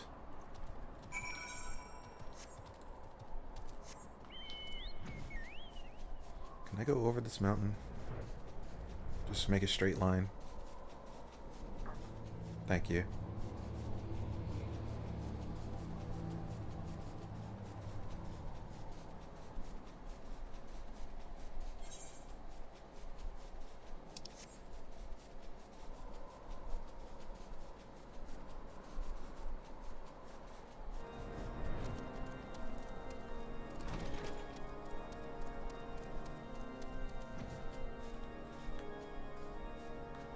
I'm returned. Eorzea, it appears I owe you my thanks once again. The surviving knights spared no detail in their report. The men you found out near Snowcloak were some of my finest, but they should be bested so handily. I fear I have woefully underestimated the threat these heretics pose. While I understand you might balk at the notion, I must ask you that you put aside your mission and consider the stolen provisions lost to us for now.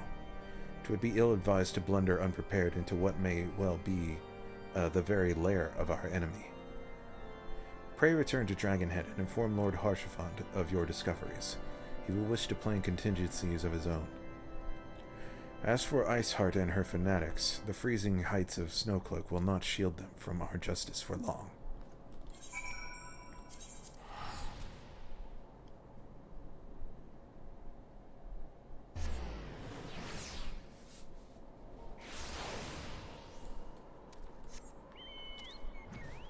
I'm back, bestie.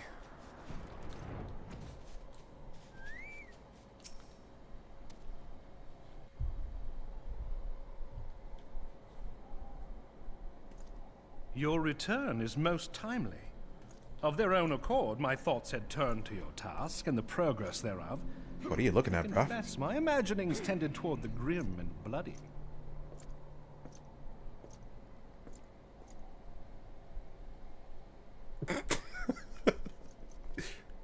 But you are here now, and I suspect such frivolous wonderings do little justice to the reality of your travails. Tell me, what did you learn of Iceheart?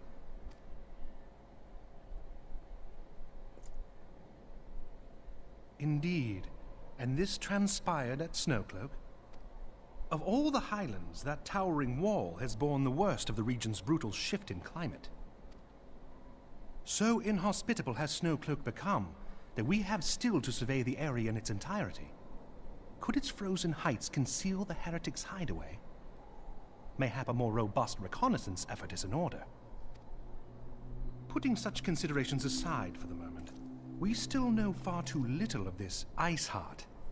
That she is capable of commanding such a band of fanatics bespeaks natural authority, and no small measure of charisma. As much as I would like to fathom this mystery with you, the situation has grown beyond my personal purview. I am bound by duty to inform the Temple Knights and request that they bring this matter to its conclusion. Given the glowing reports the new commander has garnered thus far, I am certain that they can be relied upon to take appropriate action. The new commander, you say? Though Iceheart's true identity yet eludes us, you have provided us with a point from which to begin. Sometimes it takes but a single stone to prompt an avalanche. On the matter of the stolen provisions, I have already made arrangements for a second shipment to be sent to Revenant's Toll. I could not well allow such an honorable venture to be undermined by one miserable setback.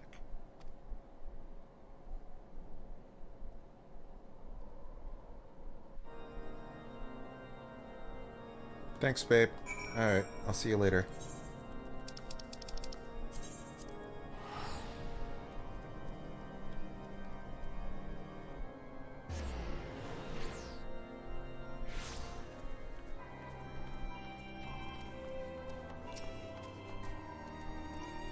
Eorzea, it is good to see you return to the Tull. How fared you in the frozen wastes of Karthus? As for Tomes, to send us a second shipment. I must send thanks to Lord Harshaphant for his continued generosity. Yet even as our town grows in prosperity, I fear it will attract ever greater numbers of those who would do us harm in the name of greed or power. All of us, Alphino's new recruits included, must remain vigilant against the threats. Brave new companions. We're finally here. While you were away in Karthus, preparations for the inaugural ceremony were all but completed. Although Tataru does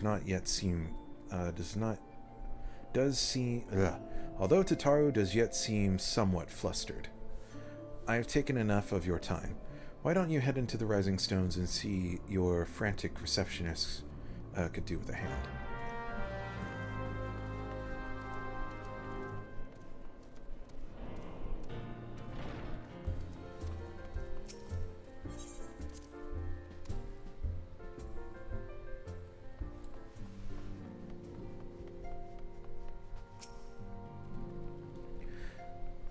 What voice did I do for her? These parchments need to be sorted, and these documents, why are they even here? I'm sorely tempted to file the lot in my waste paper basket. Ah, you startled me. You wish to lend a hand. Splendid. Would you be a dear and hand these uniforms out to the new recruits? They're scattered about Revenant's Toll, and I haven't the time to track them all down. The recruits know to don their garb immediately and assemble here in the Rising Stones. You'll want to report directly back to Alphino if you don't wish to miss the ceremony. I wonder if the Scions will ever have matching uniforms. A well-funded organization is a well-dressed organization, I suppose.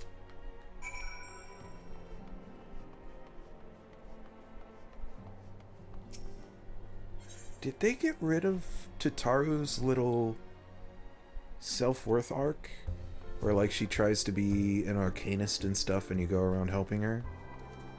And then she's like, my place is as a receptionist and, you know, yada yada yada. Or does that come in a later expansion? Hello? Oh. Fuck, there he is.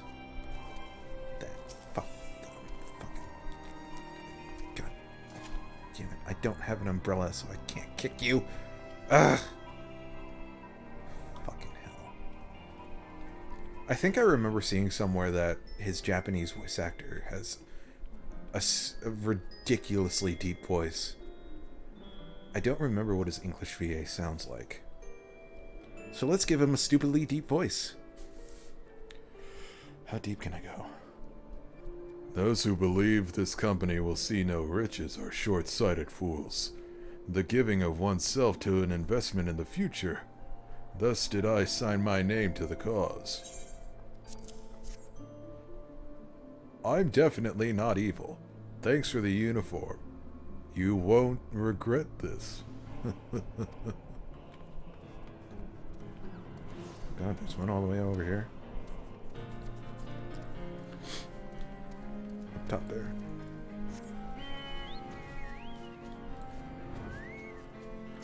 Oh, there you are. I thought it best to mimic my fellows here, but I admit I have no idea what we're supposed to be doing. Ah! Our new uniforms. I am reminded of my induction into the Wood Whalers. Remember Elbert's up here somewhere.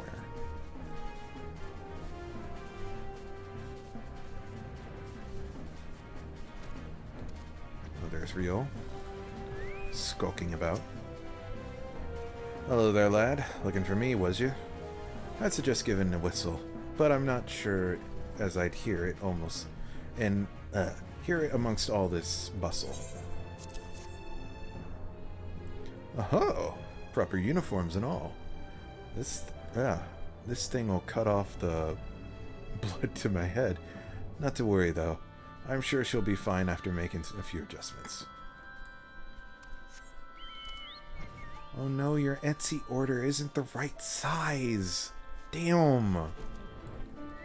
Alien? Isidore has at last retired from his adventurous life, though I shall miss his wisdom and irrepressible spirit. I am excited to forge my own path forwards. Ah yes, the uniform. Thank you. Truth be told, the thought of pledging myself to such a lofty organization is somewhat intimidating.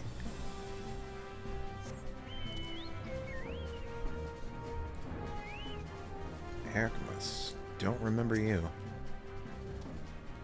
The scarlet garb makes me a proud member of the Maelstrom, and hearty defender of Limsa Lominsa. Yet in truth, I stand for the betterment of the realm, and thought this new company was a fine opportunity to contribute on a grander scale. Aha! Now that's a striking shade of blue. Put alongside my Maelstrom uniform, my wardrobe will certainly not lack for color.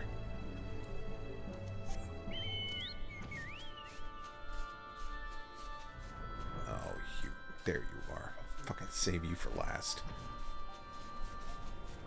There's Willred. Little Amigo could learn much from Revenant's Toll, that this town can be so alive in the midst of such desolation. Never wore not quite so voluminous. Well, I'm sure I'll grow accustomed to the extra cloth in time. What do we got over here? Me. Eorzea, gods, I did not expect to meet you strolling about town. The tales of your primal battles were what inspired me to come to Revenant's Toll. It is an honor to receive this uniform from your hands. I shall wear it with pride. And there's one left.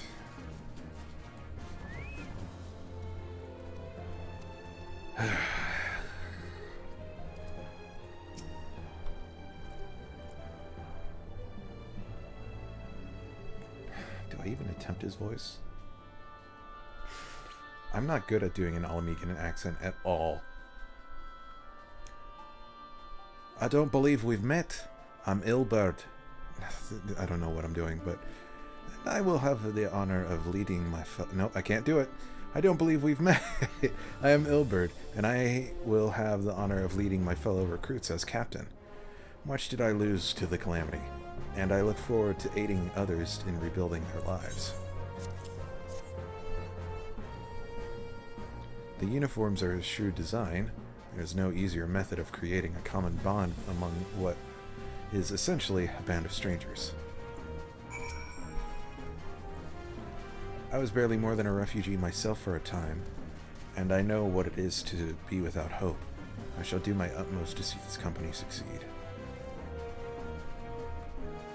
I wonder at what point he made the decision to for lack of better terms, turn evil. or fuck the entire world, I'll do anything to save Alamigo. Has it happened, or does it happen along the way? Because I think if I go back to Yu Yu Hase,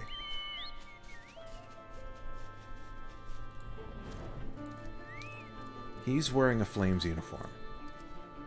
So I think it's very easy to assume that he is the Syndicate's in. This is Telegi's guy, right? I don't remember if it's flat out stated, but I can easily see Yu Yu Hase being his guy, right? Does Yu Yu Hase bring Ilberd in? Or has Ilberd sort of always been in on it? Does Ilberd hear of an opportunity that he takes advantage of? And like, were his intentions good when he joins us? Or was he always a dickbag? You know, I don't remember if it's ever flat out stated when the heel turn happens, right? When the change of mentality happens, but I don't know. I remember him saying some shit like, oh man, I can't fucking stand traitors. There's nothing worse than a traitor. Oh man, they deserve nothing but the deepest pit of the seventh hells. Oh, damn them. Like, I think that happens in... I think I remember that happening in 2.5. Oh, boy. Yes, Eorzea. Tataru mentioned you were handing out the new uniforms. I assume now you've now met the rest of the recruits. Some few answered to the call to arms I put forth through the established grand companies and such. We are not yet an army, but there is much a small corps of elite warriors can achieve. Did I mention I'd thought of a name for our company? 'Tis my hope that it shall soon be known across the breadth of Eorzea. The moment that draws near, the moment of truth draws near, Eorzea. Once the last of the recruits has gathered, I shall make the official announcement.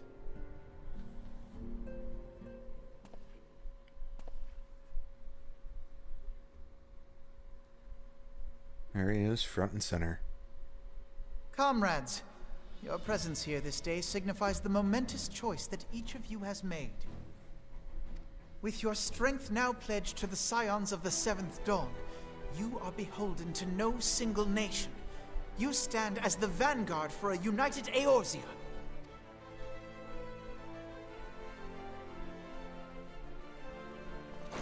From this moment forth, I declare you Crystal Braves. Let us mend this fractured realm and face our enemies as one. Whether it be the Beastmen and their primals, or the conflict in Carteneau, it is plain that the nations of Eorzea cannot solve the problems which plague the realm. Thus does it fall to some few heroic souls to succeed where they have failed.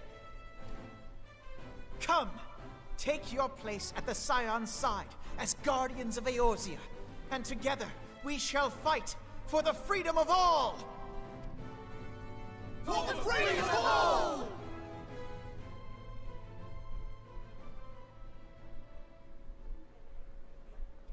We never learned the Crystal Braves gesture, do we?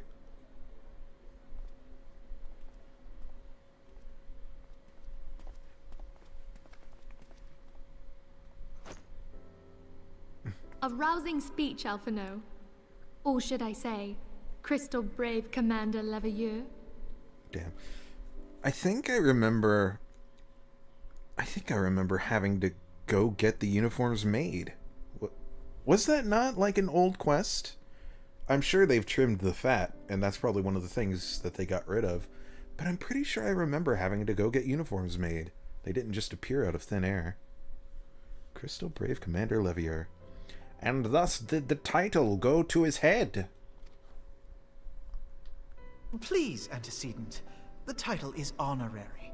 I shall not be leading the troops into battle, as it were. We are of the same purpose. Let us join hands and do what must be done to save this land. The Scions stand ready.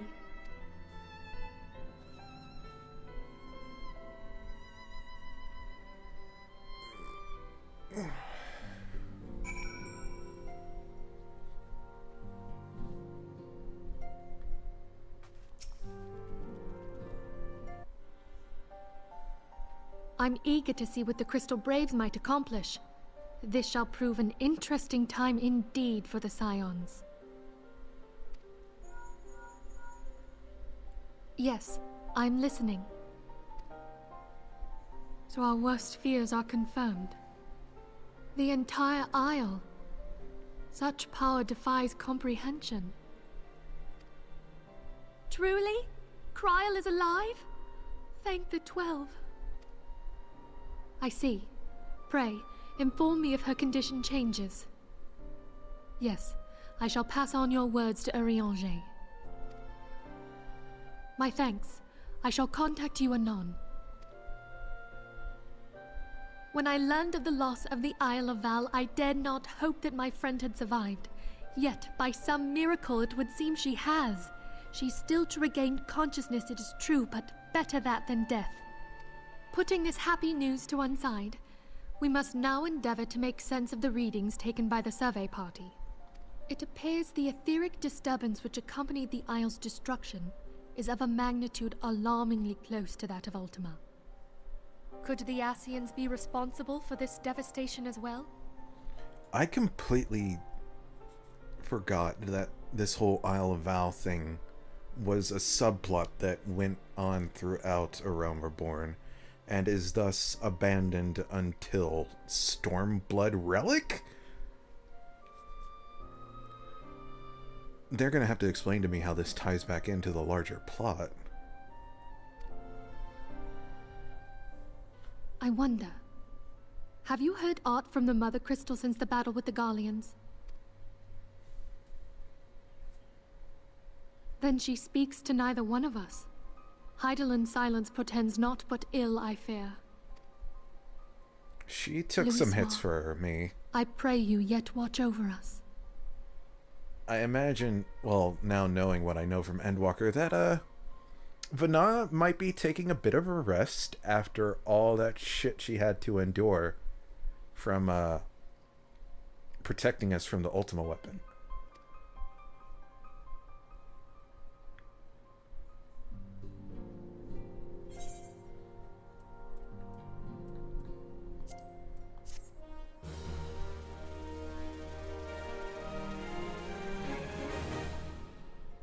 Oh, final cutscene.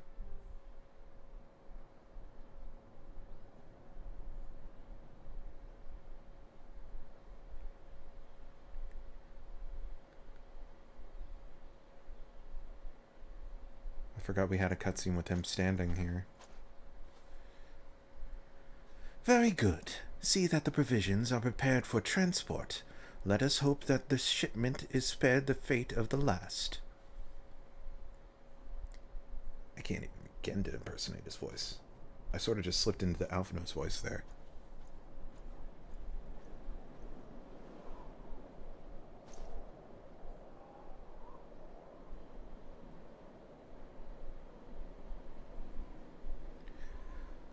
The winds are uncommon fierce this day.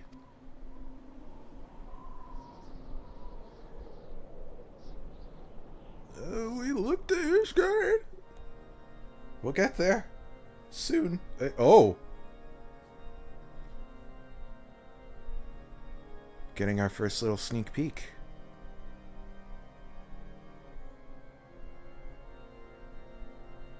There's his bitch ass. Fucking King Pope.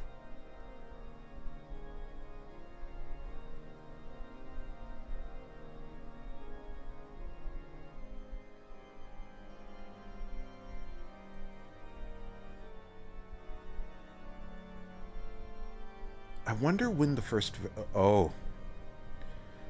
Wow. Okay.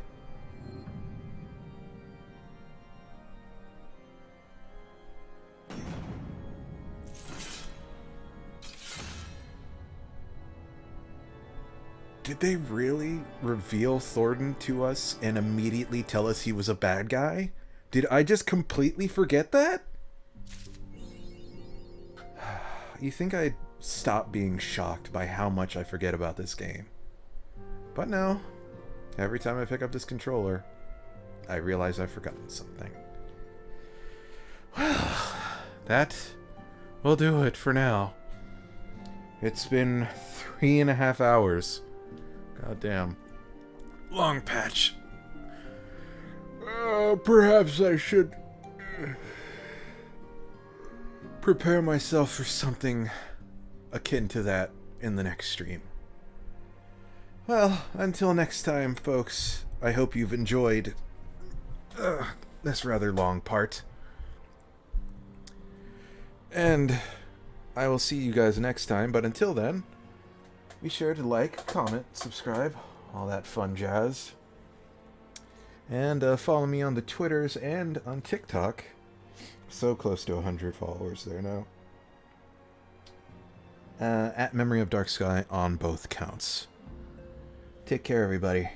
I'll see you around.